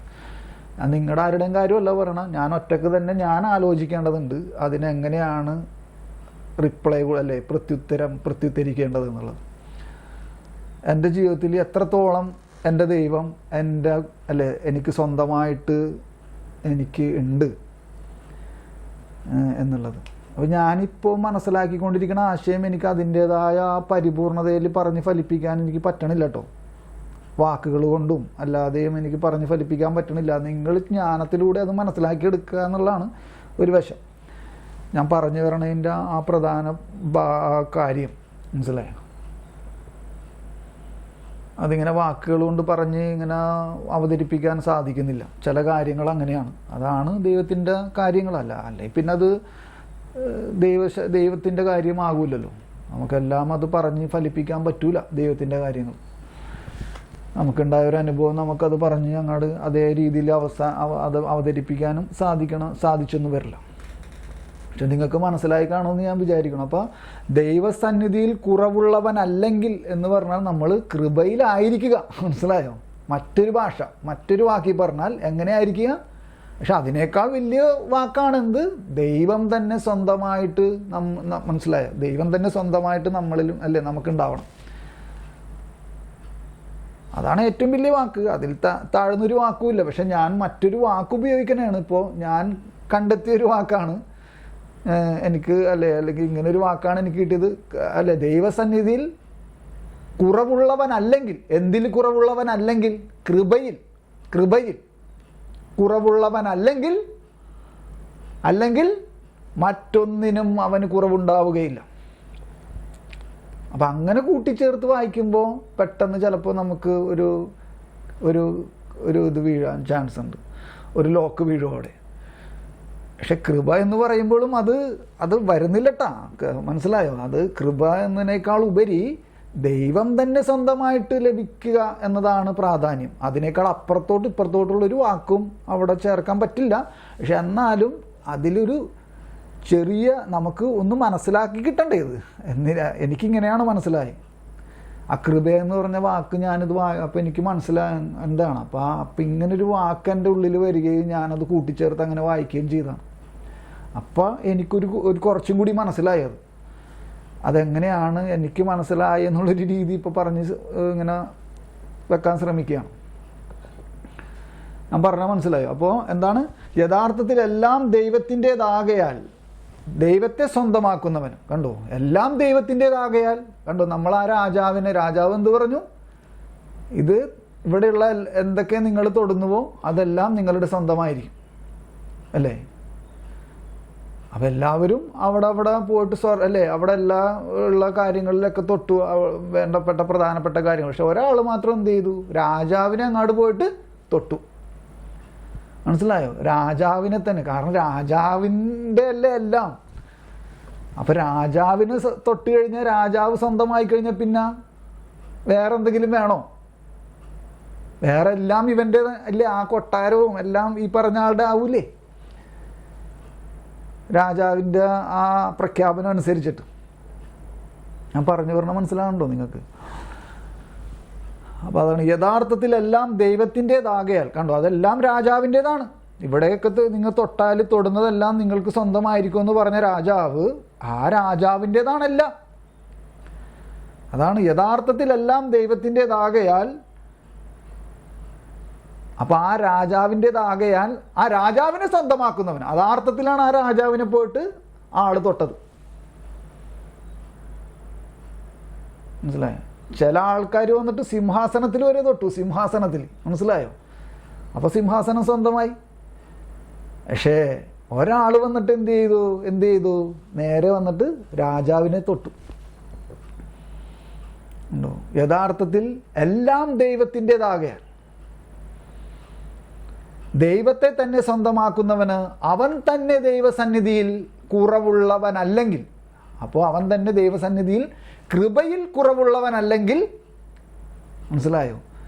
അല്ലെങ്കിൽ ആ ദൈവസന്നിധിയിൽ ദൈവത്തെ തന്നെ അവൻ സ്വന്തമാക്കിയിട്ടുണ്ടെങ്കിൽ അവന് മറ്റൊന്നിനും കുറവുണ്ടാവുകയില്ലെന്നാണ് ഇവിടെ പറഞ്ഞു വന്നത്. ഇപ്പം എനിക്ക് ഒരു മനസ്സമാധാനമായി അത് പറയാൻ പറ്റി എന്നുള്ളതാണ്. അതൊക്കെ അത് ഇപ്പം നിങ്ങൾക്ക് മനസ്സിലായിട്ടുണ്ടാവും. ദൈവത്തിൻ്റെ നീതിയെക്കുറിച്ചൊക്കെ ഞാൻ വീണ്ടും ഇനി പറഞ്ഞ് അത് വീണ്ടും റിപ്പീറ്റ് അല്ലേ, വീണ്ടും ആവർത്തിക്കേണ്ടെന്ന് വിചാരിച്ചാണ്. എൻ്റെ ആ സാക്ഷിയൊക്കെ ആ മയക്കുമരുന്നുമായിട്ട് പിടിച്ച കാര്യങ്ങളൊക്കെ അതിൽ ആ ദൈവത്തിൻ്റെ നീതിയിൽ വരുന്നത് നിങ്ങൾ പലരും കേട്ടതുകൊണ്ട് ഞാൻ പിന്നെ ഇത് വീണ്ടും ആവർത്തിക്കണില്ല. ആ ദൈവത്തിൻ്റെ നീതി എന്ന് പറഞ്ഞ വാക്ക് മാത്രം എടുക്കാനാണെങ്കിൽ ഒരു കഥ തന്നെയുണ്ട് നമുക്കതിൽ പറയാനായിട്ട്. അപ്പോൾ ദൈവത്തിൻ്റെ രാജ്യം എന്നുള്ളത് മനസ്സിലായില്ലേ? അപ്പോൾ ദൈവത്തിൻ്റെ രാജ്യവും അവിടുത്തെ നീതിയും അന്വേഷിക്കുന്നവർക്ക് ബാക്കി എല്ലാം നൽകാമെന്ന് അവിടുന്ന് വാഗ്ദാനം ചെയ്തിരിക്കുന്നു. ആ അർത്ഥത്തിലാണ് നമ്മൾ നേരത്തെ അതിൻ്റെ പൊക്കത്തെ ഖണ്ഡികയിൽ പറഞ്ഞത് എന്താണ്? ഭൗമികവും ആധ്യാത്മികവുമായ എല്ലാ സമുചിത നന്മകളുമാകുന്ന പോഷണം. അതാണ് അർത്ഥത്തിലാണ് എന്ത്? ദൈവത്തിൻ്റെ രാജ്യവും അവിടുത്തെ നീതിയും അന്വേഷിക്കുന്നവർക്ക് ബാക്കി എല്ലാം നൽകാമെന്ന്. പക്ഷെ നമ്മളെ സംബന്ധിച്ച്, നമ്മളാകുന്ന വിശ്വാസികളെ സംബന്ധിച്ച് ബാക്കി എല്ലാം എന്ന് ഉദ്ദേശിക്കുന്ന ഈ ഭൂമിയിലെ കാര്യം മാത്രമാണ് നമ്മൾ നോക്കി നിൽക്കണേ. അതായത് ഫിസിക്കൽ കാര്യങ്ങൾ, ഈ ഭൂമിയിൽ കാണുന്ന കാര്യങ്ങളും നമ്മുടെ ഈ ഭൂമിയിലെ ജീവിതത്തിന് വേണ്ടിയിട്ടുള്ള കാര്യങ്ങൾ മാത്രമാണ് നമ്മൾ നോക്കി നിൽക്കുന്നതും കൂടുതൽ അതിനെയാണ് പിടിച്ചേക്കണേ. ആ ഒരു സ്പിരിച്വൽ അർത്ഥത്തിലേക്ക്, അവസ്ഥയിലേക്ക് നമ്മൾ കിടക്കുന്നില്ല. അതിനെക്കുറിച്ച് ചോദിക്കും. ഇപ്പം ജ്ഞാനം വേണം. എന്താണ് അന്നന്ന് വേണ്ടുന്ന ആഹാരം എന്നുള്ളത് 2837 നമ്മൾ കഴിഞ്ഞ പ്രാവശ്യം പറഞ്ഞായിരുന്നു. എന്തൊക്കെയാണ് ആഹാരം, അന്നന്ന് വേണ്ടുന്ന ആഹാരം അല്ലേ? അന്നന്ന് കേൾക്കുന്ന ആരാധനക്രമത്തിൽ കേൾക്കുന്ന ഗാനങ്ങൾ, വചനങ്ങൾ, പ്രസംഗം, വിശുദ്ധ കുർബാന മധ്യേയുള്ള ലിറ്റർജിയിലുള്ള പ്രസംഗം, ഗാനങ്ങൾ, അല്ലേ, വചനം, ഇതെല്ലാം അന്നു വേണ്ടുന്ന ആഹാരമാണെന്ന് പറഞ്ഞു. അപ്പം നമുക്ക് അതൊന്നും ഒരുപാട് നമ്മൾ അതിനോട് വലിയ യോജിപ്പ് കാണിക്കൽ കുറവാണ്. പക്ഷേ നമുക്ക് ഈ ഭൂമിയിലേക്കുള്ള കാര്യങ്ങളാണ് നമുക്ക് യോജിപ്പുള്ളത് കൂടുതൽ. അപ്പോൾ അതിലോട്ട് ഇനി നമ്മൾ കൂടുതൽ കിടക്കണ്ട. കാര്യം മനസ്സിലായി കാണുമെന്ന് വിചാരിക്കണം.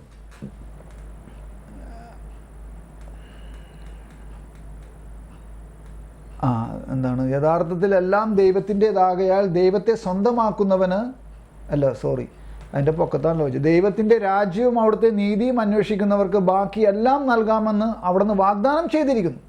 യഥാർത്ഥത്തിൽ എല്ലാം ദൈവത്തിൻ്റെതാകയാൽ. കണ്ടോ, നമ്മൾ ഈ ലോകത്തിൽ ശരിക്കും ആ രാജാവിൻ്റെ കഥയും ഇതും ഈ ഗണ്ണികയും കറക്റ്റായിട്ട് വരണം. കണ്ടോ സിപ്രിയാൻ പറഞ്ഞതും. നമ്മൾ ഈ ലോകത്തിൽ കുറേ കാര്യങ്ങൾ അല്ലേ പിടിച്ചടക്കാൻ വേണ്ടി നടക്കുകയാണ്. ഈ ലോകം ആരുടേതാണ് ഈ ലോകം? ഈ ലോകം ദൈവത്തിൻ്റെതാണ്. സൃഷ്ടപ്രപഞ്ചം മുഴുവനും ദൈവത്തിൻ്റെതാണ്. നമ്മൾ ആ ദൈവത്തെ പിടിക്കുന്നില്ല. ഇപ്പം കറക്റ്റായില്ലേ? ആ ദൈവത്തെ നമ്മൾ പിടിച്ചാൽ ഇതെല്ലാം നമുക്ക് സ്വന്തമല്ലേ? ആർത്ഥത്തിലല്ലേ സോളമൻ്റെ ജീവിതത്തിലും എനിക്ക് ജ്ഞാനം തന്നാൽ മതി, എന്നെ രാജാവാക്കിയുമ്പോൾ എനിക്ക് ഇവരെ ഭരിക്കാനുള്ള ജ്ഞാനം കിട്ടിയാൽ മതി എന്ന് പറഞ്ഞു. അപ്പോൾ ആ കർത്താവ് എന്ത് ചെയ്തു എന്നുള്ളത് നമുക്കറിയാം. ജ്ഞാനം മാത്രമല്ല അവന് കൊടുത്തത്. മനസ്സിലായോ? അപ്പം അതാണ് യഥാർത്ഥത്തിൽ എല്ലാം ദൈവത്തിൻ്റെതാകയാൽ. ഉണ്ടോ? ഇപ്പോൾ മനസ്സിൽ ഓർമ്മ വന്നൊരു കാര്യം എന്താണ്? മരുഭൂമിയിലെ പരീക്ഷ. പിശാച് ഈശോനോട് പറയണ ഒരു ഭാഗം എന്താണ്? ഇതെല്ലാം എൻ്റേതാണ്, ഈ ലോകം മുഴുവൻ എൻ്റേതാണ്, നീ എന്നെ ഒന്ന് ആരാധിച്ചാൽ ഇതെല്ലാം ഞാൻ നിനക്ക് തരാം. അപ്പം ഈശോയാണ് സൃഷ്ടിച്ചത് അതിനേക്കാൾ. എന്നിട്ടാണ് ആ സൃഷ്ടിച്ച ആളോട് ആ സൃഷ്ടിച്ച കാര്യങ്ങളെ, ആ സൃഷ്ടികളെ കാണിച്ചുകൊണ്ട് ഈ സൃഷ്ടിയായ പിശാച് പറയാണ്, ഞാനാണ് ഇതിൻ്റെ എല്ലാം സൃഷ്ടാവ് എന്ന്. എന്ത് വിഡ്ഢിത്തരമാണല്ലേ?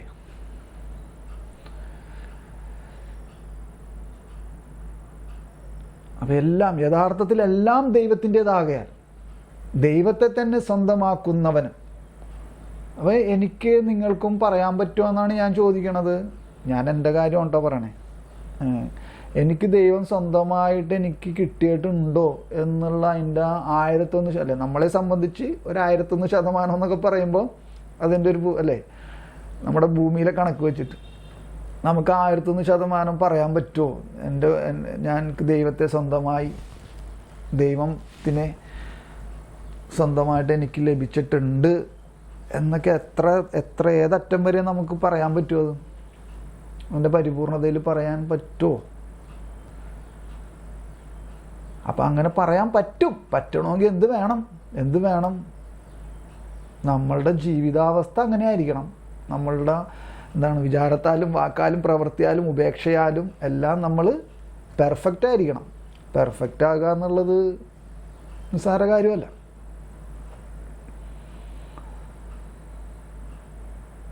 മനസ്സിലായോ? അപ്പോൾ മനസ്സിൽ തന്നെ ഫ്രാൻസിസ് അസീസിക്കൊക്കെ ഒരു പക്ഷേ അല്ലേ, വിശുദ്ധ ഫ്രാൻസിസ് അസീസിക്കൊക്കെ ഒരു പക്ഷേ പറയാൻ പറ്റും ഞാൻ ദൈവത്തെ സ്വന്തമാക്കിയെന്ന്. അതുപോലെ നമുക്ക് പറയാൻ പറ്റുമോ ഞാൻ ചോദിക്കുന്നത്. അതുപോലെ പറയാൻ പറ്റുമോ എന്ന് ചോദിച്ചാൽ എനിക്ക് എൻ്റെ വ്യക്തിപരമായ ഉത്തരം പറയാൻ അങ്ങനെ പറ്റില്ല. ചെറുതായിട്ടൊക്കെ കിട്ടിയിട്ടുണ്ട് ദൈവത്തെ എന്ന് പറയാനേ നമുക്ക് പറ്റുള്ളൂ, എനിക്ക് പറ്റുള്ളൂ. സ്വന്തമാക്കി എന്നൊക്കെ പറയുമ്പോൾ നമ്മുടെ ജീവിത രീതികളും നമ്മുടെ സ്വഭാവ രീതികളും ഒക്കെ അതിൽ പങ്കുവഹിക്കുന്നുണ്ട്. എങ്ങനെയാണെന്നുള്ളത് അത് ചോദ്യചിഹ്നമാണ്. അപ്പോൾ യഥാർത്ഥത്തിൽ എല്ലാം ദൈവത്തിൻ്റെതാകയാൽ ദൈവത്തെ സ്വന്തമാക്കുന്നവന് അവൻ തന്നെ ദൈവസന്നിധിയിൽ കുറവുള്ളവനല്ലെങ്കിൽ. അവൻ തന്നെ ദൈവസന്നിധിയിലാണ് അവൻ, പക്ഷെ അവന് കുറവുണ്ട്. മനസ്സിലായോ? എന്താണ് ആ കുറവ്? കണ്ടോ, ദൈവസന്നിധിയിലാണ് അവൻ, പക്ഷെ കുറവുണ്ട്. എന്താണ് കുറവ്? അവന് ദൈവം തന്നെ സ്വന്തമായിട്ട് ലഭിച്ചിട്ടില്ല. അപ്പൊ ദൈവം തന്നെ സ്വന്തമായിട്ട് ലഭിച്ചിട്ടുണ്ടെങ്കിൽ ആ കുറവില്ല. അങ്ങനെ കുറവുകൾ ഇല്ലാത്ത ആളാണെങ്കിൽ അവനെല്ലാം ലഭിക്കും, അവന് മറ്റു കുറവുകൾ ഉണ്ടാവുകയില്ലെന്നാണ് ഇവിടെ പറയുന്നത് സിപ്രിയ. ഇനി ഇതിൽ കൂടുതൽ പറഞ്ഞത് കുറെ ഇതായി പോവും. കാര്യം മനസ്സിലായി കാണോ എന്ന് വിചാരിക്കണു ഞാൻ. മനസ്സിലായോ? നമുക്കൊന്ന് പ്രാർത്ഥിക്കാം. Hallelujah, thank U. അത് ഒന്നും കൂടി വായിക്കണോ? ഒന്നും കൂടി വായിക്കാം അല്ലേ? ഞങ്ങൾ 2830 ഞങ്ങളുടെ ആഹാരം നമുക്ക് ജീവൻ നൽകുന്ന പിതാവിന് നമ്മുടെ ജീവൻ ആവശ്യമായ പോഷണവും നൽകാതിരിക്കാൻ സാധ്യമല്ല. ഭൗമികവും ആധ്യാത്മികവുമായ എല്ലാ സമുചിത നന്മകളുമാകുന്ന പോഷണം. ഗിരിപ്രഭാഷണത്തിൽ യേശു നമ്മുടെ പിതാവിൻ്റെ പരിപാലനയോട് സഹകരിക്കുന്ന പുത്രസഹജമായ ആശ്രയബോധം ആവശ്യപ്പെടുന്നു. അവിടുന്ന് നമ്മെ അലസതയിലേക്ക് നയിക്കുന്നില്ല, മറിച്ച് എല്ലാ ആകുലതയിൽ നിന്നും ഉത്കണ്ഠയിൽ നിന്നും നമ്മെ സ്വതന്ത്രരാക്കുവാൻ അവിടുന്ന് അഭിലഷിക്കുന്നു. അതാണ് ദൈവമക്കളുടെ പുത്രസഹജമായ സമർപ്പണം. ദൈവത്തിൻ്റെ രാജ്യവും അവിടുത്തെ നീതിയും അന്വേഷിക്കുന്നവർക്ക് ബാക്കി എല്ലാം നൽകാമെന്ന് അവിടുന്ന് വാഗ്ദാനം ചെയ്തിരിക്കുന്നു. യഥാർത്ഥത്തിൽ എല്ലാം ദൈവത്തിൻ്റെതാകയാൽ ദൈവത്തെ സ്വന്തമാക്കുന്നവന് അവൻ തന്നെ ദൈവസന്നിധിയിൽ കുറവുള്ളവനല്ലെങ്കിൽ, അവൻ കൃപയിലാണെങ്കിൽ, ദൈവം തന്നെയാകുന്ന കൃപയിലാണ് അവനെങ്കിൽ അവന് മറ്റൊന്നിനും കുറവുണ്ടാവുകയില്ല എന്ന്. ആ കൃപ എന്നൊക്കെ ഉള്ളത് ഞാനിങ്ങനെ കൂട്ടിച്ചേർത്ത് വായിച്ചതാണ് കേട്ടോ, ഞാൻ പെട്ടെന്ന് മനസ്സിലാക്കാൻ വേണ്ടിയിട്ട് കേട്ടോ. ആ കൃപ എന്നുള്ള അത് നിങ്ങൾക്കറിയാലോ അവിടെ അങ്ങനെ. അപ്പോൾ നമുക്കൊന്ന് പ്രാർത്ഥിക്കാം. Hallelujah, praise you Lord, thank you Lord, praise you Jesus, hallelujah, hallelujah, thank you Lord, praise you Jesus, hallelujah, hallelujah, thank you Lord, praise you Lord, praise you Jesus, hallelujah, hallelujah. കർത്താവേ, ജ്ഞാനം നൽകണമേ കർത്താവേ, hallelujah, thank you Lord, praise you Lord, praise you Jesus, hallelujah, hallelujah, hallelujah. നിത്യം പിതാവിൻ്റെയും പുത്രൻ്റെയും പരിശുദ്ധാത്മാവിൻ്റെയും നാമത്തിൽ ആമേൻ.